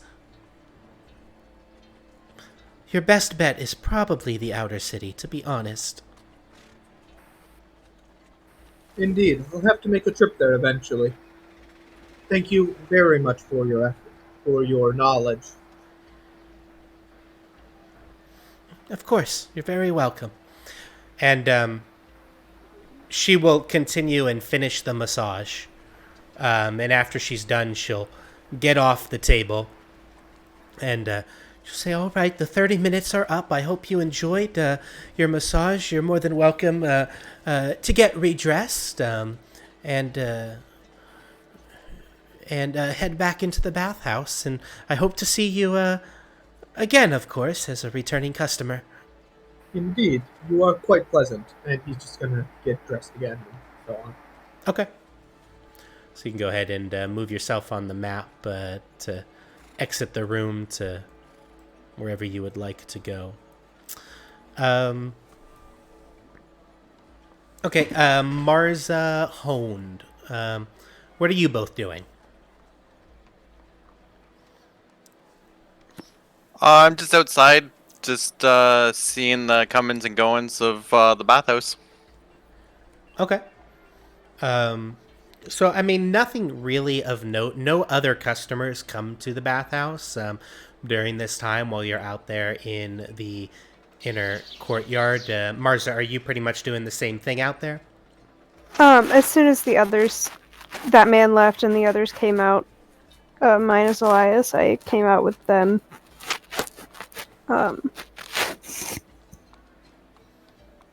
Okay. And then we were having a little sidebar discussion just briefly in the chat there. Okay. It's funny. I can talk as two people. After a while... Yeah, I was a little surprised for a second. I was like, wait, did he join? Do you both... I mean, all of you in the courtyard. I mean, Vaati does leave. Honed, you would have seen him leave as he walked off. Do you all just wait to see if Vaati comes back? I mean, how long do you wait there? Elias is in there for about 30 minutes, and then Elias eventually comes out. Yeah. Why don't we go somewhere to discuss what we found? Well, I don't Not know how too far, far we though. could go, because, yeah, what about Vaati? We could just... We don't know where Vaati went to. He's following the guy, like... Did the guy turn on him and attack him, or... lose him and Vaati's on his way back, or what? Yeah, as far as you guys are aware, he's been gone 30 minutes. He's a curious one.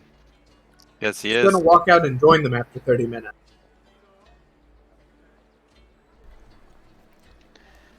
Well, Elias, did you get your happy ending? Elias is going to ask for clarification. The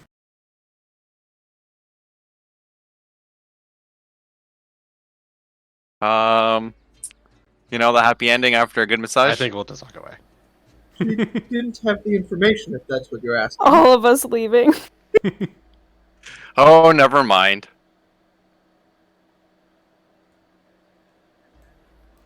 I found Vaati.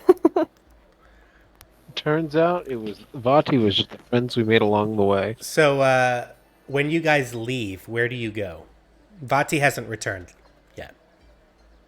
Why don't we just, discuss just outside here? Well, maybe we should at least do it in the building, where it's not so crowded, I guess. Yeah, but in the building is... I guess in the courtyard would be okay, probably. Yeah, like just right over here by the pool.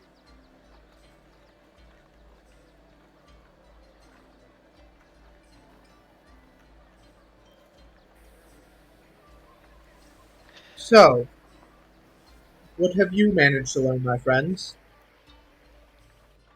I learned that they're real cagey when you mention your flaming fist. I know people don't like the fist. I was That just is, unfortunately, everyone.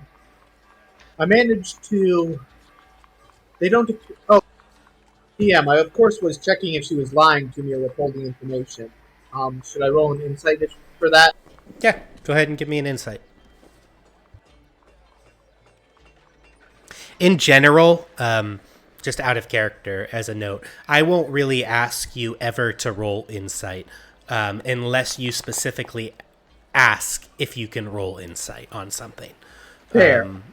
Just because I think it's better that No, way or more it's natural. better for deception. I just forgot to mention that Elias likes to enter, kind of like pretend he's doing something else. And in this case, my insight would have been a 17. Yeah, so I mean, your insight tells you, one, she was definitely pretty nervous. You feel like she was just making nice talk with you, but as soon as you mentioned that you worship the dead three, she was incredibly nervous, maybe a little fearful even. And when you mentioned the names, you didn't get much from her when you mentioned the names Theophila and Botros, but when you described them to her, she kind of paused for a moment and stuttered a little bit, and you feel like there's something that she wasn't telling you. Okay. Yeah. So, Elias is going to share that with the others. Okay. well, I did say I would be back after you finished your massage, I suppose. I guess there's Except a little more probing I can do. because Elias lives for the screwery, he's not going to say he was lying when he claimed to worship the cult of the dead three. Okay. In that case, since now I know that she was a little cagey when it came to the mention of the names, I guess it's time to go in with a little more quote-unquote muscle. I mean, we already knew they came here. The other gentleman said that he didn't recognize those names or the descriptions, so...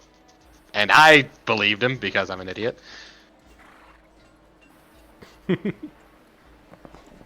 She was definitely lying when she claimed not to be familiar with them. But at the very least, there's more happening that she doesn't wish to tell us. Well, there are two others in there who also seemed quite concerned about well-armed outsiders coming in, though I suppose I can't blame them for that. I mean, to be fair, I would also be uncomfortable if well-armed outsiders walked into a bathhouse. You don't just walk into the bathhouse naked, do you? Or am I missing something? No, and you do not. At this point, Vaati, you walk back through the front gates as soon as Igvis says, you don't just walk into a bathhouse naked, do you? I feel like that would be concerning. You know what? No, you do. You do. Go ahead. You should have disrobed before we even got there. At the gates. Why do I feel like I you left leave your on home some- or ready to go? Why do I feel like I left on the mission that we came here to, and I came back and suddenly we forgot what the mission was? Sun's out, buns out, Vaati. Bathhouse etiquette. Where did you even go? I followed the man that walked out that you were all talking to previously, presumably. I didn't talk to... Oh anybody. no, nobody talked to him. He was very nervous about us, though. Well, I know where he went. And that is? The Majestic. It's a tavern I often frequent. The great Elias has been in search of a new tavern. Perhaps we should pay it a visit. Your heart's a salty dog, we all know that. Please, Sausages. please put on all of your clothes. Don't be naked at the tavern, please. No, only bathhouses. I Come on, Vaati. What I are you, uncultured? apparently. Are we going to get a move on, or am I going to stand here and listen to you tell me to walk naked into houses. Well, there's probably more information about those two here. I got nothing from the gentleman masseuse, but Elias said that he may have something from the lady masseuse in the other room. She An appears STD? to she appears to know things, but I'm afraid I claim to worship the dead three, so she's not likely to talk to me specifically. Marshall, Yeah, I wouldn't mention evil gods to most people, even naked. I'm sorry. I have to find where I can worship my deities. I'm new to the area, you know. Why would a bard be worshipping their deities anyway? People have gods. I'm not. Gods just don't grant power to I everyone. cannot deal with you all right now. We cannot have this conversation in front of the bathhouse we're trying to And investigate. besides, Elias, I've seen your holy symbol. It sure as hell isn't one of the dead three. Ah. Why pray tell would a bard have a holy symbol? Let's just go. Somebody, do I need to go in there and investigate the woman? I'll go with you, but I think you'd scare think you her should even start. more. I would suggest Marza. She's away with people, unlike the rest of us. Why don't Igvis and Marza go out in then, and we'll wait, I suppose. Marza, for the love of goodness, don't let him claim to be a fist, though. Tell him yourself.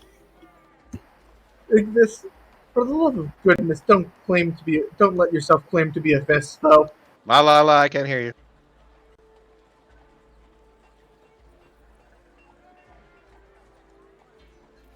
Do we happen to catch any of the conversation of the two men still there as we walk back in? Yeah, they seem to be talking about actually the fist as you come by, and more specifically, they're talking about the fist leadership and speculating on who is going to be the new marshal of the Flaming Fist now that Raven Guard is gone. And they specifically mention Beldroth, who you recognize, Igvis, as Flame Beldroth. And they're talking about how Beldroth has started calling himself Marshal.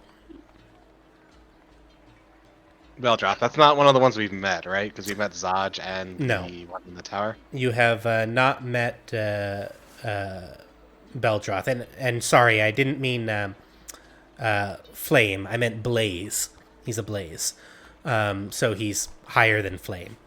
Basically, Blaze is the second in command to the Marshal. And you know that there's only a couple Blazes. And there's Blaze Liara Porter, who has been away in distant Chult. You know that there's Blaze Mukar, who is in charge of Worm's Rock, and you know that there's Blaze Beldroth, who is basically in charge of the lower city and the sea tower of Baldur, which is where you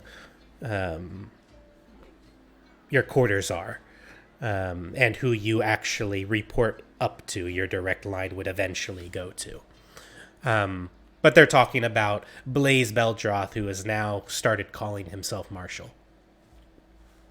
And would I know, like, how a Blaze would become a marshal? Is he, like, elected? Yeah. Or is he... Yeah, normally the Marshal is chosen by the Grand Dukes, the Dukes of Baldur's Gate. So there's 4 Dukes of Baldur's Gate, or at least there was. Ravengard was the Grand Duke. And then you have 3 other Dukes in Baldur's Gate as well, and those dukes would come together. They would vote and decide on who the Marshal of the Flaming Fist would be, and it would have to pass the patriarch families, and then eventually be voted on by the dukes. Gotcha. Okay. So he's just claiming a title that he's not been appointed yet. Correct. Okay.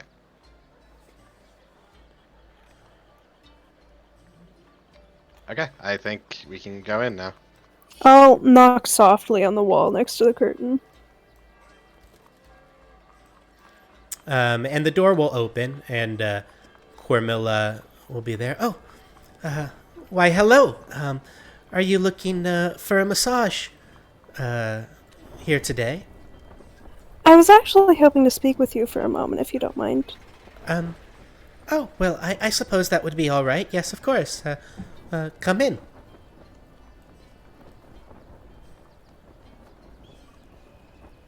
Oh, it's you again. Yeah, I told you I was going to come back when your patron left. Oh, yes, of course. So what can, if you're not looking for a massage, what can I do for you?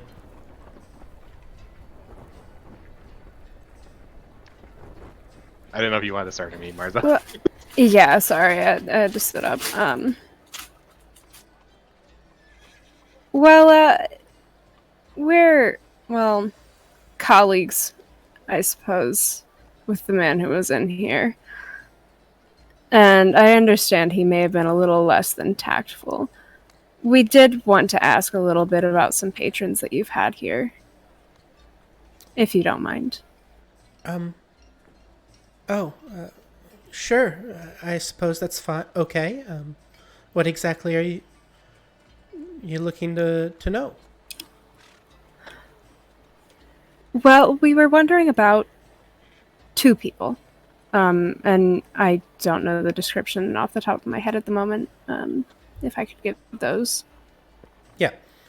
So there's Theophila, who is a middle-aged human with a bunch of facial piercings. You know that Theophila worships Bane, and Tarina said that Theophila specifically was making runs between the bathhouse and the tannery in Brampton. And then there's Botros, who is the elven man missing an ear, blonde hair, blue eyes, who seemed to go often between the bathhouse and somewhere in the outer city.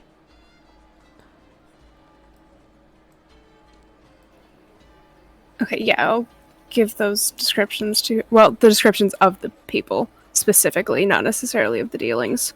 Okay.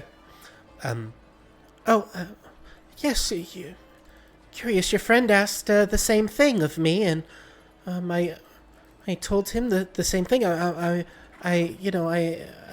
never heard of these two people before. I'm sorry that I can't be more help. That's You are all the right. leader. Then that one is just holding on. Yeah, I would like to see if I believe her. Yeah, go ahead and roll me an insight. Oh God, why? The 12.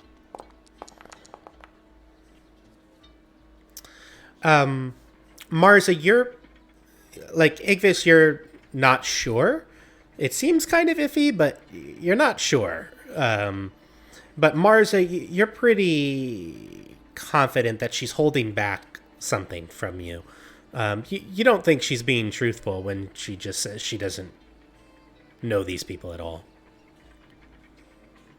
Oh, that reminds me. I did want to compensate you for your time. I know that we're taking up one of your time slots, I'm sure, right now. So, what was it? 5 silver for a 30-minute? Here. Oh, yes, thank you. I appreciate that. Yeah, of course. It's only right to compensate you for your time. And then, do you know anything about... Oh, the Poseidon... It's the... what was that again? Poison Poseidon. The Poison Poseidon. Well, I'm aware of it. It's a tannery, isn't it? I believe. Yeah, it's a tannery in Brampton. One of these gentlemen we're looking for seems to make frequent trips between your establishment and theirs, with making no stops between them. So, I mean, if you're having trouble thinking of the individuals, just a strong scent of, chemicals and tanning agents. If it jogs your memory. Oh, I'm sorry. It just doesn't really jog my memory too much. Roll me a persuasion, Marza.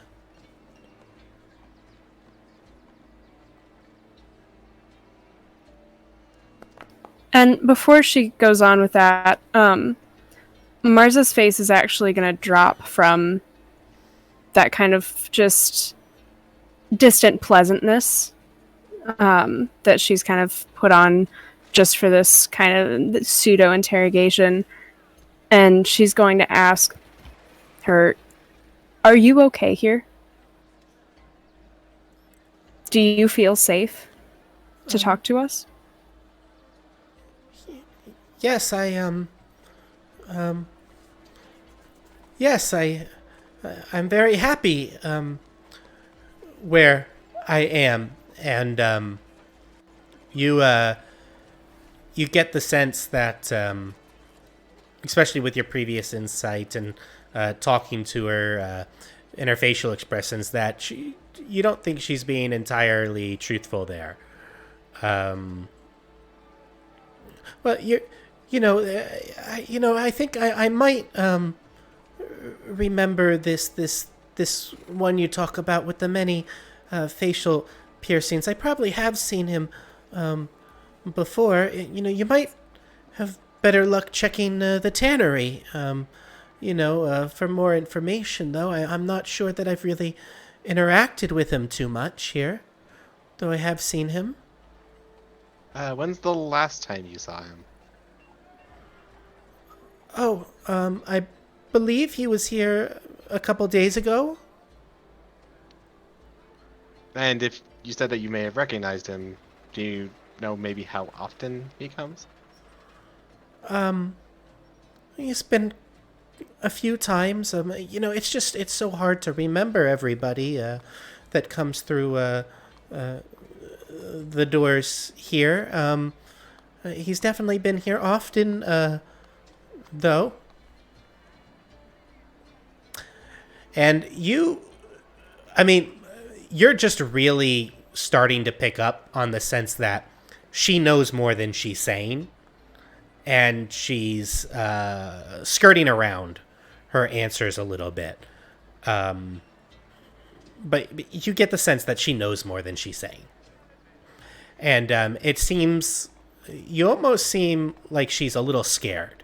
Both of you can kind of pick up on a little bit of fear. And Marza specifically, you're thinking that, even though she seems to kind of taken a little bit of a liking to you and willing to talk to you, that fear stops her from saying more. Yeah. What's your name? Oh, Cormilla. Right. Do you want to get out of here? No, I'm very happy. If you knew you would be safe, if you knew you could, would you want to? I'm not sure what you mean. I'm quite safe where I am at the moment. Right. Say, when does the bathhouse close? I don't want to take up too much of your time. Well, we close at sundown. Right. Well, thank you, Carmilla. Yes, of course. Happy to help. And good luck. Stay safe, and I'll do a little bow. Walk out.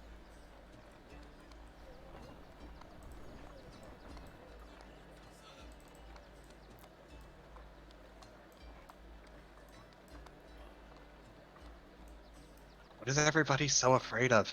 And I'll say to Igvis as we walk out, guess we're coming back at sundown. I thought you were going to say that. Are we just going to abduct her?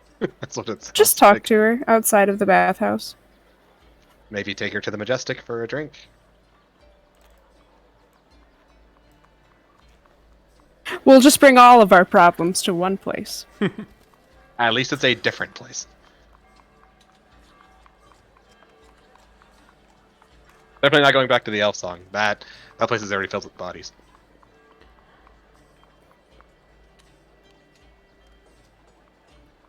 Alright, so I'll relay to everyone that she didn't give too much more information. She Vaati definitely knows them, or at least knows Theophila. My apologies for making a mess of things there, Marza. Sorry, that was crazy muffled. Something about sorry for making a mess of things, I think. Yeah, Elias apologized for making a mess of things.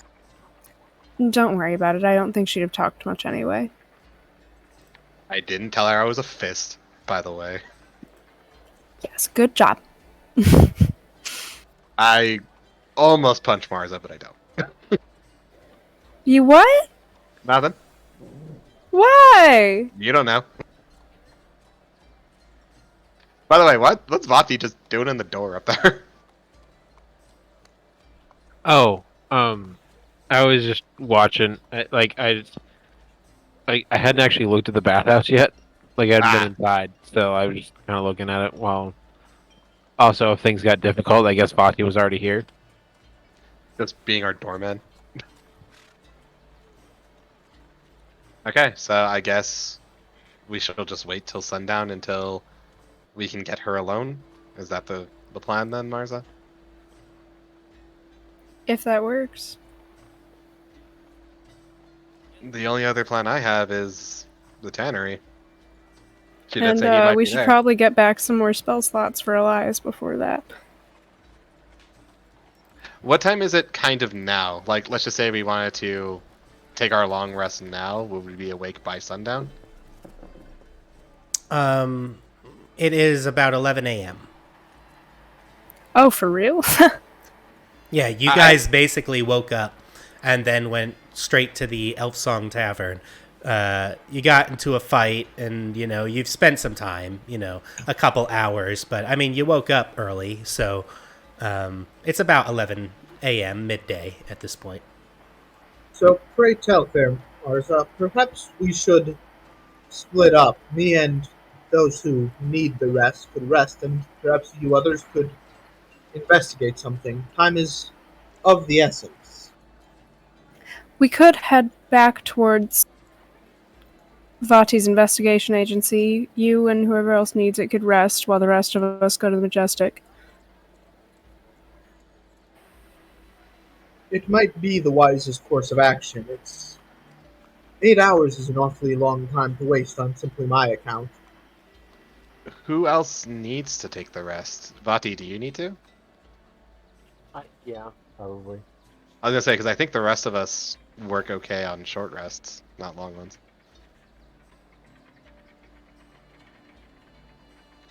I'm a little. I don't know if general good to go. Dolakesh took any damage. Nah, he's peachy keen. Do you guys have any spell slots, or am I the only one who does? Dolakesh gets them back on a short rest, I'm pretty sure. Ah, Warlocks only have like one or Dolakesh, two spells, but they get them back on a short rest, don't they?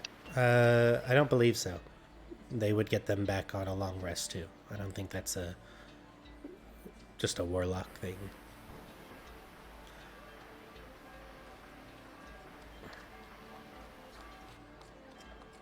There might be things that they get back on a short rest, but spells in general are long rest things. yeah, like I think I get fake Elias back every short rest.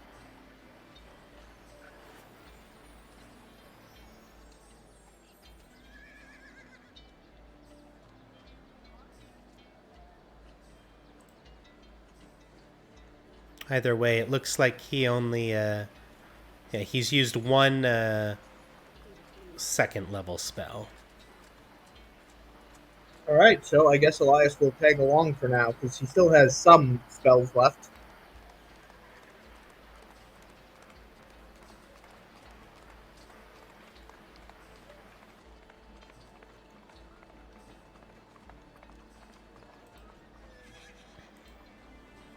All right. So what's What are you guys doing?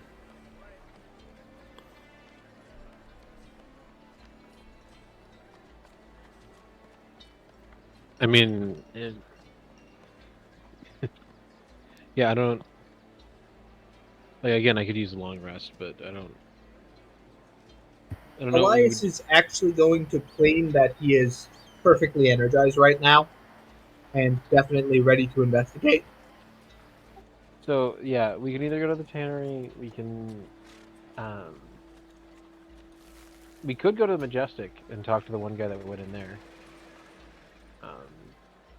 Or we can just kind of wait it out until later when the bathhouse closes for her. I don't know what everyone else's preferences is. Can you guys I'd hear rather- Horus? Yeah. I'd rather go to the Majestic than the tannery right now. That way we're still close by to the bathhouse come sundown. Okay. Indeed, it seems like the best course of action for now.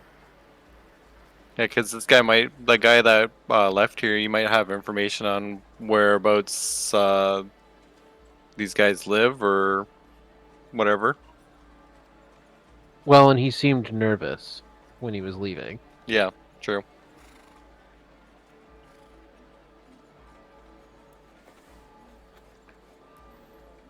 So off to the Majestic then? Yeah, let's go for that. All right. So Vaati, Marza, Honed all seem like they want to go to the Majestic. Igvis and Elias, is that your plan too? Yes. Yeah, that's fine. Okay. Let's go ahead and take a quick 10-minute break. If you guys are good with that, since we haven't taken our break yet, get up, we'll stretch, refill some of my water here, and then we'll head over to the Majestic. Sound good? It sounds good. Sound good. All right. I'll see you guys in a little bit.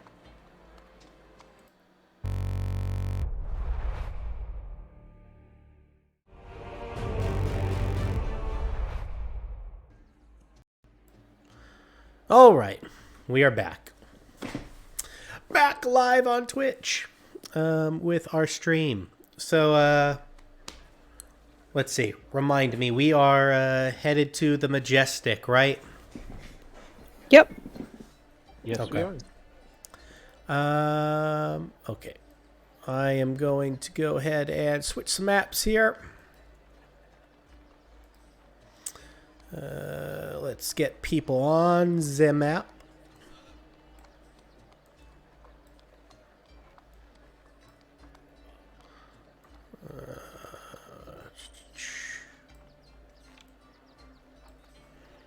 I think I got you all on there. So,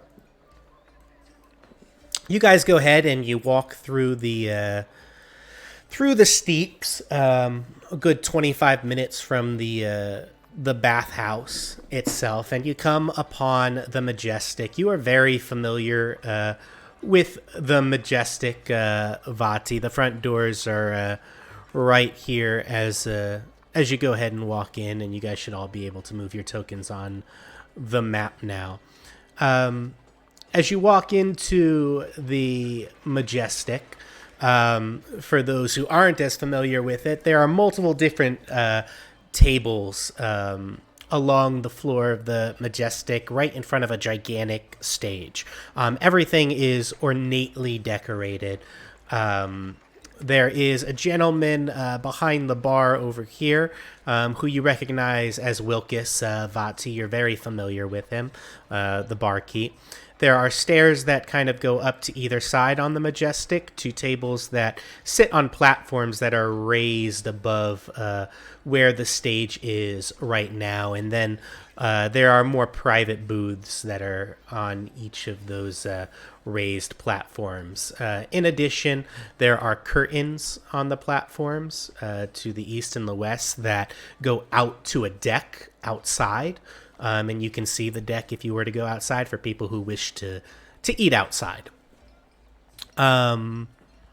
But that is what you see when you walk in. When you walk in, there is an older gentleman who is playing the piano here in the Majestic, and there are a variety of patrons that are talking and having a good time. You immediately recognize at this table right here the gentleman from the bathhouse, who seems to just be sitting there eating a plate of food while listening to the gentleman play piano. So with that being said, what would you like to do? I'm gonna go sit by the barkeep and I'm like, "Evening." Why, hello, Vaati. It's good to see you again. Has been some time, old friend. Yes, of course. Will you take the usual? Yeah, go ahead and put that on my tab. Of course, of course. And he'll kind of move to the side and he'll grab a thing of ale and he'll send it your way. One dragon's breath for you, Vaati. And can I interest you in the salmon today? No, just the drink will do. All right, absolutely. I see you have some friends with you this time. I figured you could use a little bit more business. Well, we always appreciate more business here at the Majestic. I'll come back if I need anything. I'm here to talk to a couple of your patrons. Of course.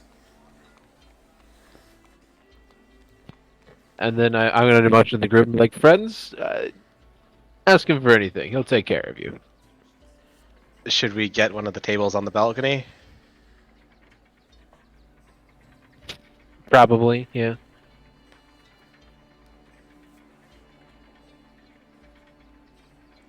Wait, I feel bad not buying anything. I'll buy a drink for Dolakesh because I know he'd probably take something. I think a dragon breath for him too. Sounds great. That's going to be 1 gold piece for the Dragon's Breath. Yep. Which he should actually have now. But don't worry about it. I'll just put it on Vaati's tab. Thanks, Vaati. And Dolakesh will take his drink and go off running, giggling to himself. How about for you, Elias? You, the thin person there with the black hair. Are you looking for something to drink as well? Chance would like to arrange to play at the tavern sometime, if that is at all possible. Oh, we're always looking for fresh entertainment here at the Majestic. What is your skill set? I have a lute. A lute? Well, quite interesting. Well, maybe we can schedule an audition. Indeed, I also like to do just some quick illusions for entertainment of the crowd. You know how it. Oh, absolutely. Maybe you can come back in, let's say, 3 days' time, and we can schedule an audition right before sundown. That sounds quite well, thank you, good sir. Splendid, splendid. In the meantime, would you like anything to drink? Our specialty of the day is salmon. I'd be happy to get that for you as well. How much is the salmon, good sir? Don't worry about it. We'll just put it on Vaati's tab. Very well, then I'll try the salmon. Perfect. And he'll kind of come back into the this way, and he'll come over to the brick fireplace, and he'll come this way, and then he will plop a plate of salmon right in front of you. And for you, the dwarf there, can I interest you in anything? I'll have a pint of your finest ale, my good sir. The Dragon's Breath. I knew that you would like that as well, a friend of Vaati's, and he'll grab an ale from the barrels, and he'll plop it right in front of you. And for you, little one? I'll take something maybe a little less strong. I can give you a Baldur's Mouth. It's a classic. Sure. Perfect. And he'll come down to this side of the bar. He'll pour another drink and hand that to you as well. And I'll pay for myself. Vaati's too good a friend to pile on his tab. Oh, well, if you insist, that'll be 1 silver piece for the Baldur's Mouth. And I'll hand that over. Okay, perfect. Elias is going to do the same. How much is it? For the Dragon's Breath, it's 1 gold. Elias didn't order a dragon's breath. He you got did. salmon. Sorry, you got the salmon. It's 5 silver pieces for the salmon. I'm going to hand him the 5 silver pieces. Okay, perfect.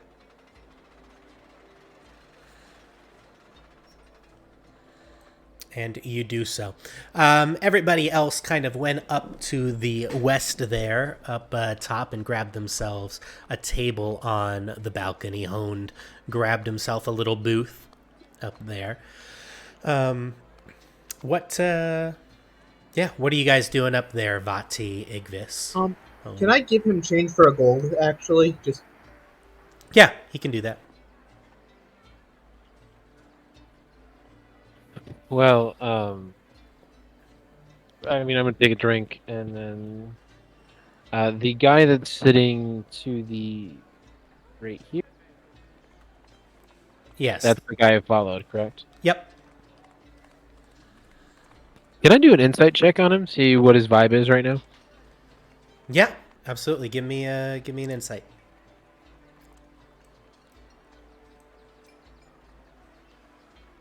That's a nat 20 for some reason. Yeah, you have an eye on him the second you get through the door.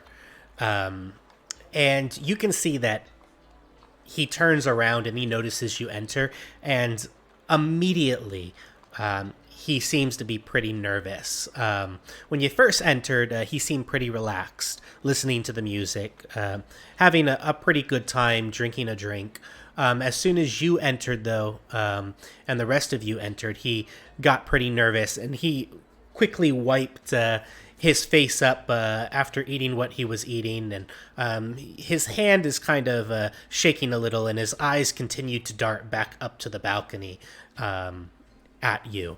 And after a little while you're observing him, he actually gets up from his seat, and he starts to walk off.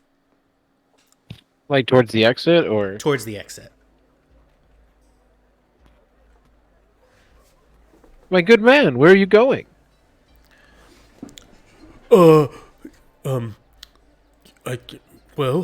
just gonna go home.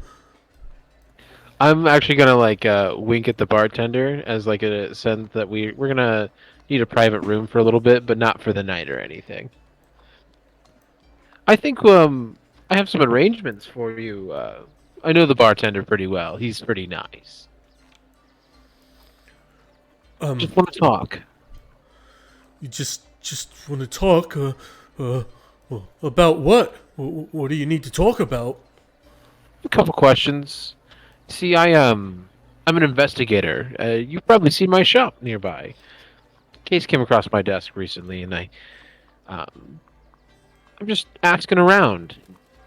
I saw you at the bathhouse earlier, and figured this meeting you here was kind of a chance encounter. So, figure we take a room, maybe one of the back benches. We get a couple of drinks, and you just answer a couple questions. You can go home. Can I just go home instead? And he kind of nervously looks around as he sees everybody else kind of surrounding him here. I'm kind of tired. Understandable. Can I politely decline? You must understand that if you politely decline, I will have to politely insist. And this bar is nice. There's no need to get too crazy. Simply just a couple of questions. It'll take 10 minutes of your time. Then you can go. All right. Okay. And then I'm going to point to the booth on the balcony, the balcony table. Let's go come sit at our table for a moment. No Oh, funny business. all right. I'm not a very funny person, so that won't be a problem, I guess.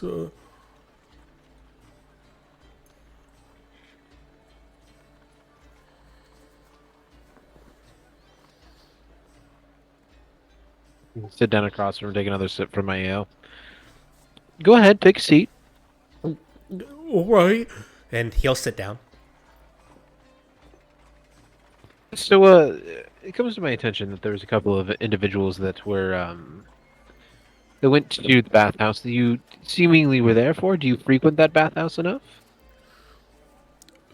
Yeah, I go to the bathhouse quite a bit. It helps me relax a little bit, you know.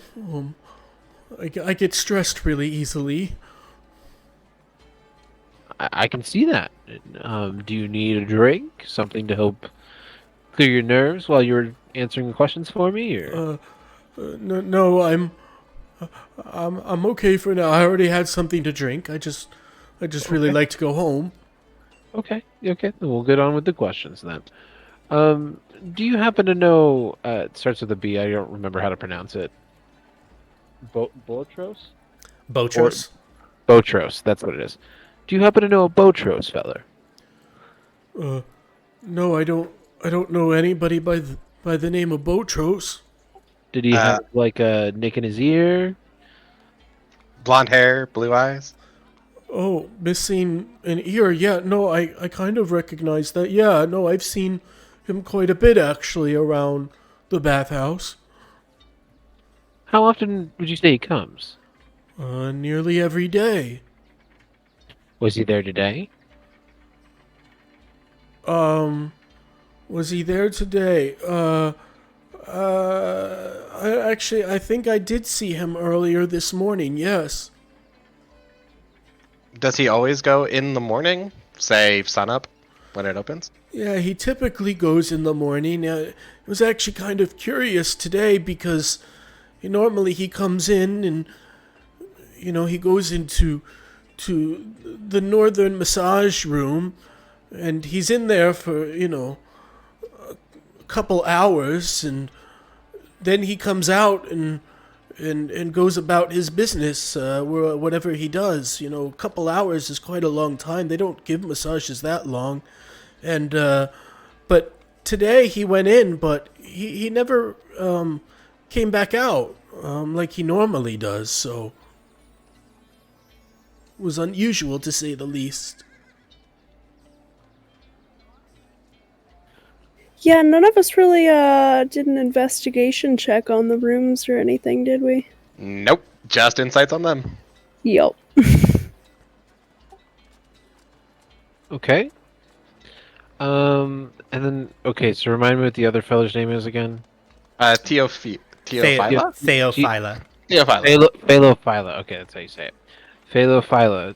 Do you know a fellow by that name? I've Middle never na- heard that name either. Middle-aged man, lots of piercings, human. Oh, yes, I recognize that description. Yes, I've seen him there before. How often does he come into the bathhouse? I mean, he's also comes in every day almost, at least recently. Does he come in at the same time as man, I cannot say their names to save life me. The other one? Do they come in- Botros. Botros. No, thank you. he typically comes towards the end of the day. I'm not there very often late. I try to get there earlier in the morning and start off my day right. But the couple times that I have been there later, he's been in there. Okay, and then does he stay the whole time? Go into a massage room? Any of those things? Yeah, now that you mention it, he does go into that northern massage room as well, and he's there for an hour or two maybe, and then leaves. It's quite curious. Okay. And I think that about does it. Gave me some information. By the way, DM, did he lie through any of that? Do I need to make another insight check, or You can can my make 20 me well, yeah, you already made one. No, you feel pretty confident that he's being pretty honest with you, at least Okay. to the best of his knowledge. Well, I think that about covers it. Go on home. Get some rest. Okay. And he will very quickly jump up and walk out of the Majestic. He's hiding in something. I chase him down. Just kidding. And Real quick, the lady in the corner, is that the same one I saw at the slaughterhouse? it is the same picture. It is not the same lady. That's what I was trying to confirm. Okay. It is not. It is just a woman. I don't think I ever saw that woman, so I was confused too.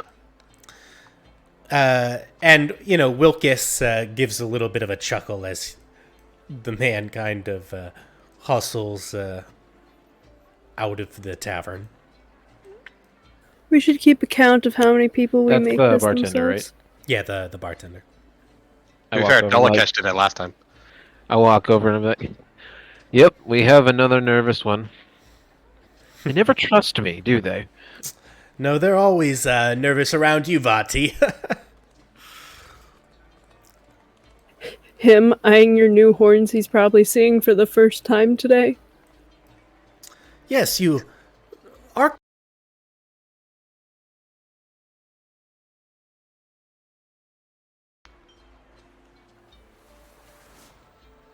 looking quite different, Vaati. New haircut.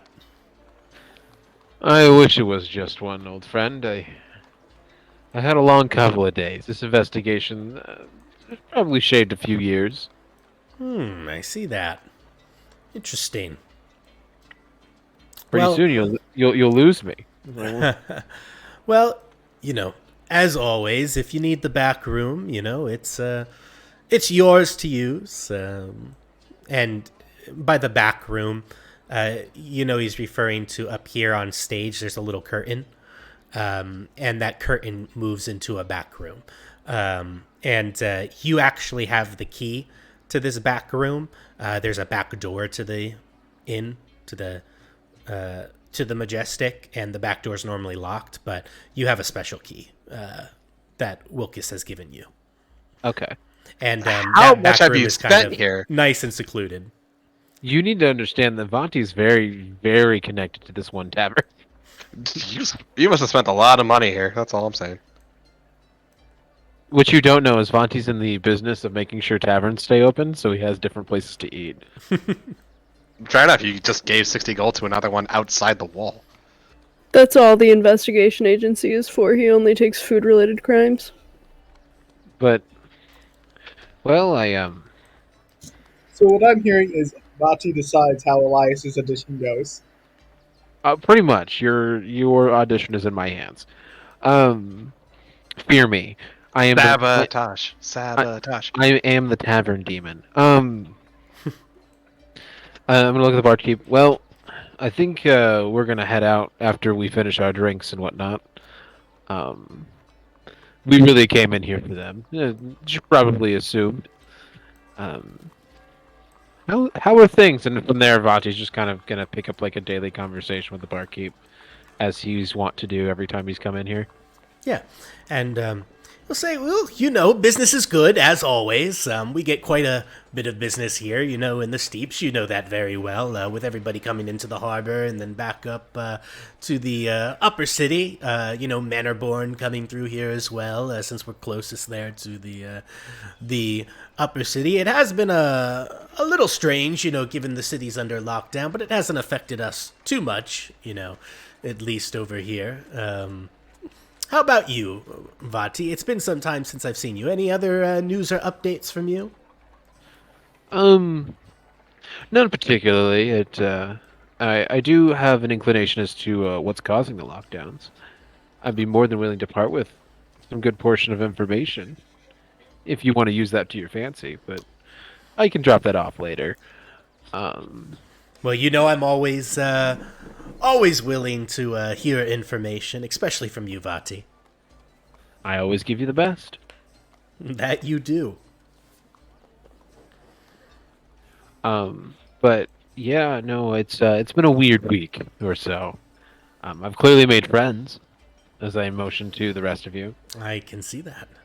Do they all fit in your tiny apartment? Fit is an interesting word.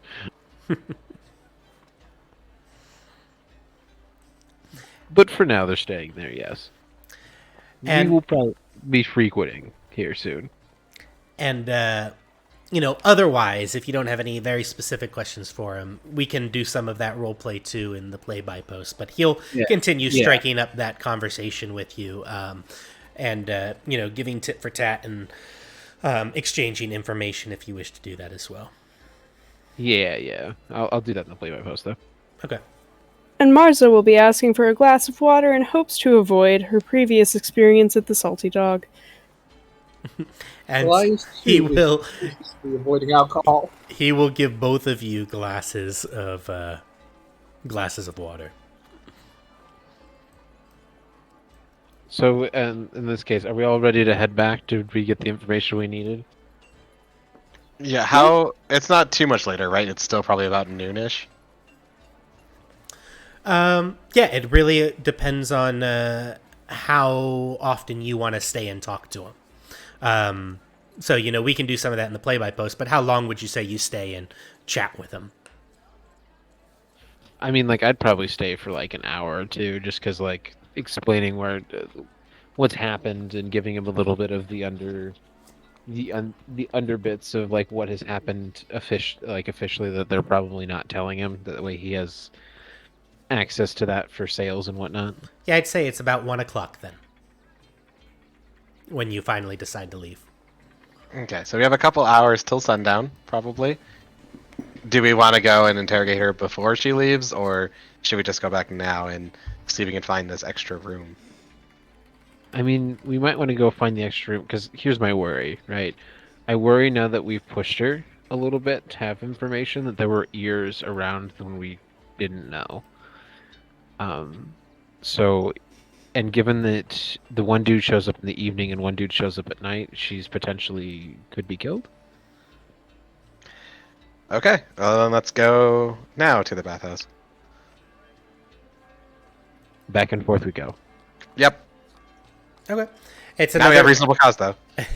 It's another 25 minutes for you to get back to the bathhouse, so it's 1:30 now by the time you get back, but you arrive.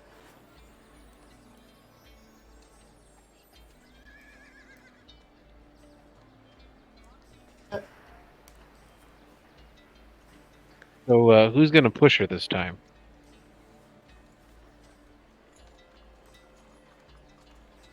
I can sneak around looking for that back room, but Well, the back room's probably in the room.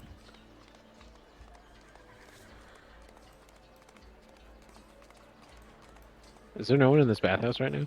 Yeah, as you enter, there is nobody currently utilizing the bathhouse.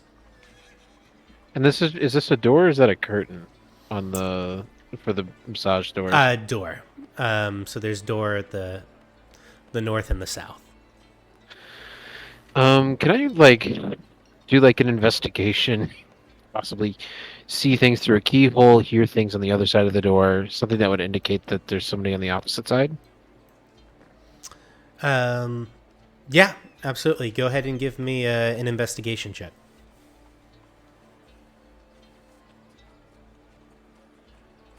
That's a nat 1. Let's go. Yeah, you're not sure. The sound of the bathhouse and the water and the torchlight is just kind of distracting to you at the moment. Hey, Marza or Igvis, do you hear anything on the other side of this door? I kind of say, quietly. Perception or investigation, would you like for us? Either or. Your choice.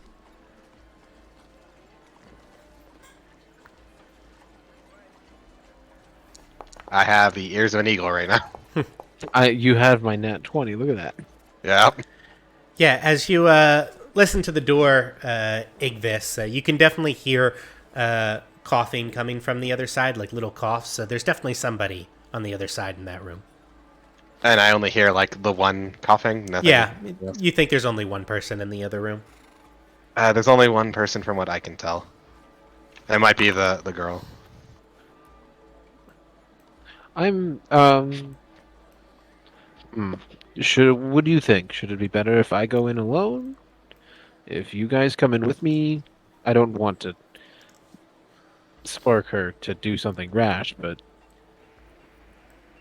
Well, Perhaps you should go in alone. We've been poking the bear too much.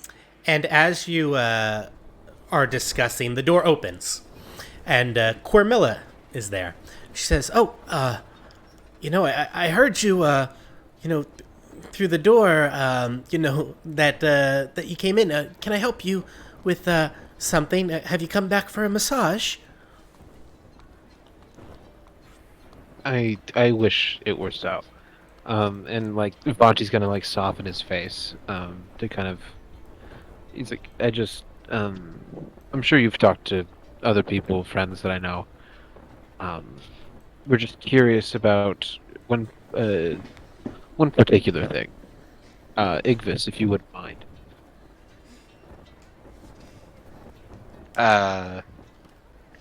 So what exactly do you want from me, Vaati? Because we're gonna ask about the other room, right? It's this room that they were talking about. Okay. Oh yeah. Okay. Cool. Sorry, just getting my train of thought. Actually, yeah, we'll retcon that for a minute. We came to talk to you about. So you get a patron here, blonde hair, blue eyes. He comes in the mornings early.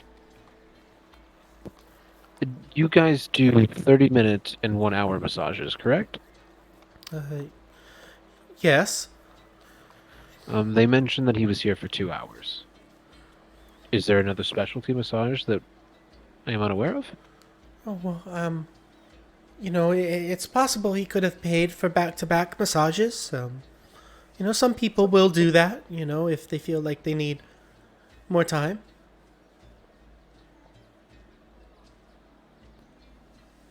And what sort of massage would someone get if, say, they didn't come back out? I don't understand.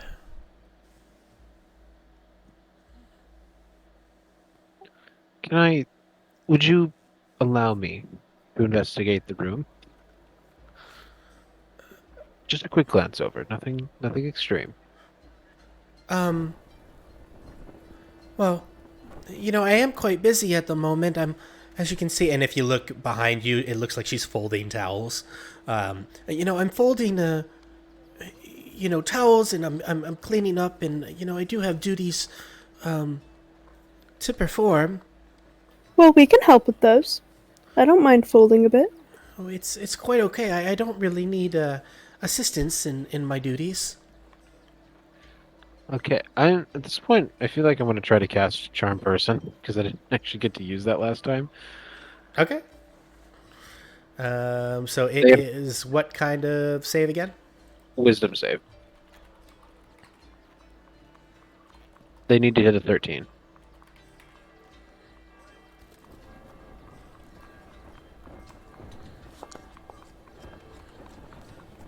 Okay, damn. Okay, cool.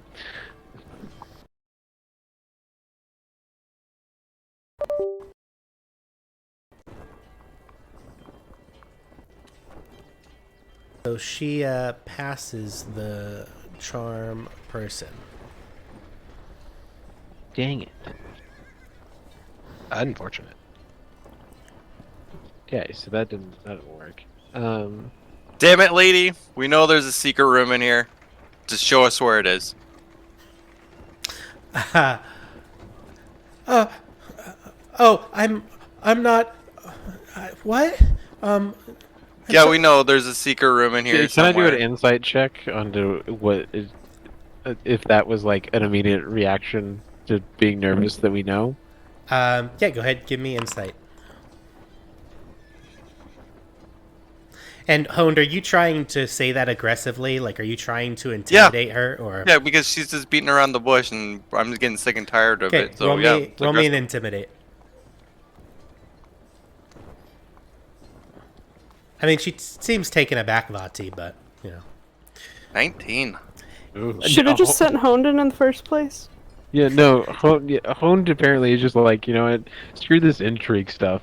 All right, here's my axe. and she says, "What?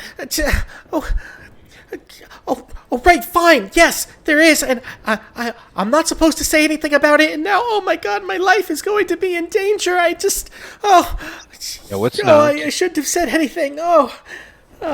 Please, You could go on a boat with some pirates. We do have pirates.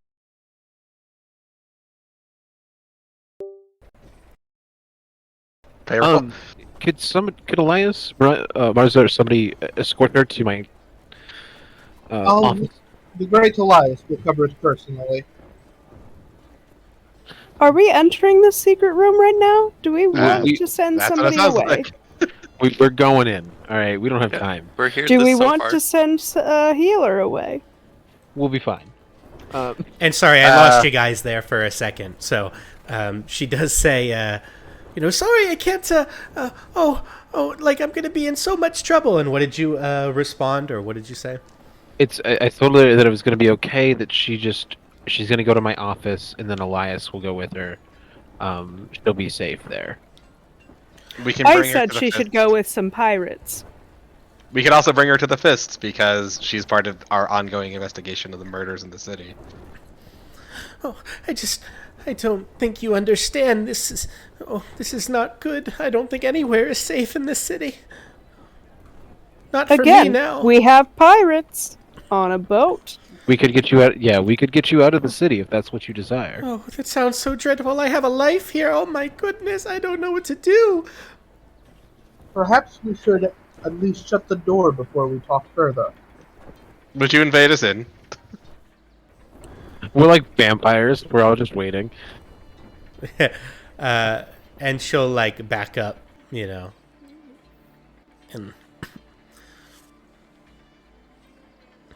you just don't understand. This place is owned by an influential patriarch family, and the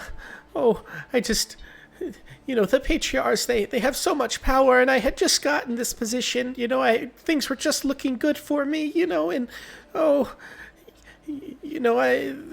patriarchs, they own the fists. This is not good. This is not good. If you're living in this much fear, do you really have a life here anyway? Well, of course, this is the only place I've ever known. Where else would I go? What else would I do? Trust me, there are plenty of places to go. And again, we do have a pirate ship. They make good money. Oh, that just sounds so dreadful. That sounds so dreadful, just being on a ship with pirates. I mean, what would they do to me? So tell me, I agree. That's not dreadful. besides us, who would know that you told us anything? Oh, they're always watching. They always have ears that listen, and they just seem to know. We could always just tie you up and leave you here. They wouldn't have to know.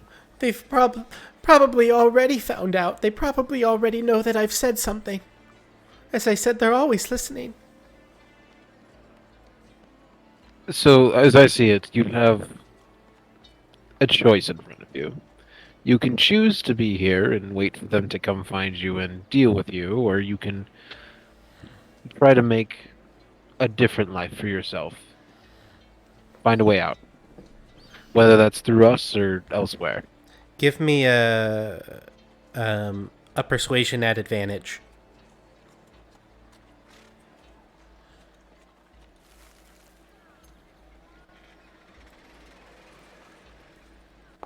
$19. Yes, I suppose I don't have many options now. You'll help me? What, Tell me, how would you feel if the official story is you died in the fire? Elias, that's a what little fire? Let's pull Let's the brakes calm on that. Yeah, let's not start any fires anywhere. Or fake fires. Or fake fires, Elias. Um, but so I can guarantee some passage via the ship to one place or another. I can talk to the ship captain. You'd only have to deal with them for a short time. And then you can be in whatever city, whatever small village you desire. Or you come work for me. You'll have the protection of an elven house. You'll just be a desk assistant. You'll be able to make money as you'll get a portion of the case funds. I have a desk set up already, and you can stay in the house. That's your choice as far as new lives. I just don't like the idea of going on a pirate ship, and I don't know where I would even go outside the city. I mean, if you're offering me a job, and safety, I suppose I'll take that. The job as your assistant.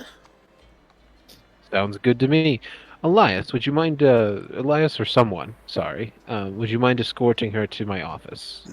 Showing her to one of the rooms. It'll be hers. Dolakesh will do it. Yeah, James Dolakesh probably did it. I volunteer Dolakesh for the job. That That's sounds perfect. like a great job for Jolakash. And she will go ahead and leave. Man, I'm running fantasy indeed right now. I have one other quick question. This will be out of character for the moment. What did we ever do with Alyssa? We didn't get her passage or anything because we just ran into the city, so... Yeah, she's literally still outside. Sorry. That's not our problem anymore. Gone. NBC doesn't matter. But yeah, no, I'm running fantasy indeed out here. I'm just giving jobs left and right. I should get a tax cut or something. You may have just made a powerful enemy, Vaati, but I guess we all did. I think we did upon doing that to her and going down whatever this hole is. We're well past that. Oh yeah, your problem. We'll deal with that later. Hey, I'll have you know, making your death in a fire is a perfectly valid way to avoid pursuers. All right, so are we going to find this secret door or open the secret door, or are we just going to stand here? I would Let's just like tear it to. apart, for the door. boys. I would just like to point out that you did not ask her where the secret Yep, door was. I was about to say that. Like we could just all start searching. I was just Turn the gonna room start over. pulling up the carpet. We'll just turn the room over. Yeah, I mean, like, who's going to stop us at this point? Just knocking on the wall. Go ahead and give me an investigation check. Everybody. This is not a large room. I just checked. It's like 25 by 15. It's pretty small. I hope my 22 could help. Yeah, the best so one. everybody is looking. You're pulling up the carpet. You're turning over the table. You're moving towels. You're knocking on the wall. And Vaati, as you get to the stained glass window over here, you notice that there's a little circular element that just doesn't seem to kind of fit with the pattern or design. And you realize that it's able to move, and you're able to rotate it. And as you rotate it, you hear a click, and this wall over here moves aside to reveal a back entrance and a set of stairs that descends down into darkness. Well, We have great experience with darkness. This will be fine. it'll be perfectly fine.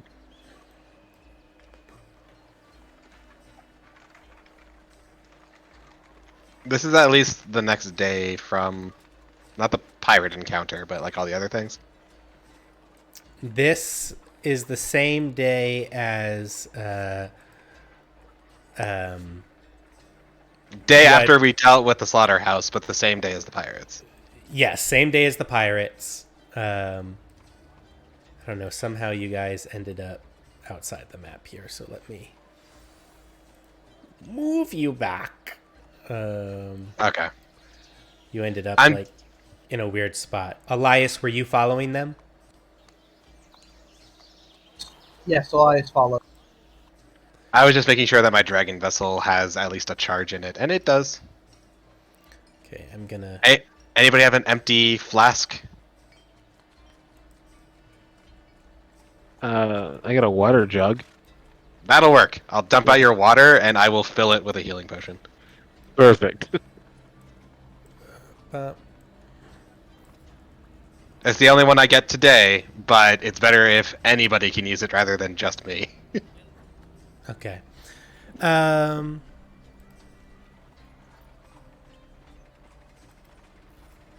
Okay. So as you guys descend, it gets dark, pitch black as you descend down the stairs. Some of you are not able to see, most notably Elias. You do not have dark vision. Does everybody else have dark vision? Yes. Yeah. Okay. I think so. So it's only Elias. So the rest of you Elias and Dolakesh, to be fair. can see in black and white. But Elias, it's pitch black for you. You can't see at all. I like to think that none of us like even think about it until we see Elias just running into walls, Elias is just actually biffing it going down the to stairs. I like that. That's walk good. Yeah. slow, trying to subtly feel around him to navigate. Pretending that you can see too. Yes, yes, he is. Got his arms like extended straight out, walking really slow so he doesn't fall downstairs and No, run he's into walls. Sleight of handing to stealthily touch the wall. I think at that point I'd offer to let you just hold on to my back as we navigate. Yeah, I think it'd be funnier if there weren't any checks involved Guys? and we can just see. I got a nat 20 on the sleight of hand to not have me caught here. Actually, it is almost 1 o'clock. This might be a good time to stop. Oh boy. Yeah, I think this is actually a good time to stop. And Dolakesh suddenly comes back. But basically, you guys go down the stairs. It's pitch black. Everybody can see except Elias. You see in black and white, and the stairs end up opening into a large unlit chamber. It's flooded with foul-smelling water up to 2 feet deep. That is a problem. And that is what you will see at the end of this session. And we'll see what you guys do and where you go next session. I will be on someone's shoulders. Oh lord. We really need Dolakesh back. Yep. Suddenly, Dolakesh got done with his delivery. Otherwise, I'm like head above the water and that's it. All right. If everybody wants to go ahead and say bye to the stream, until next time. Boy. Bye, stream. Bye. Bye.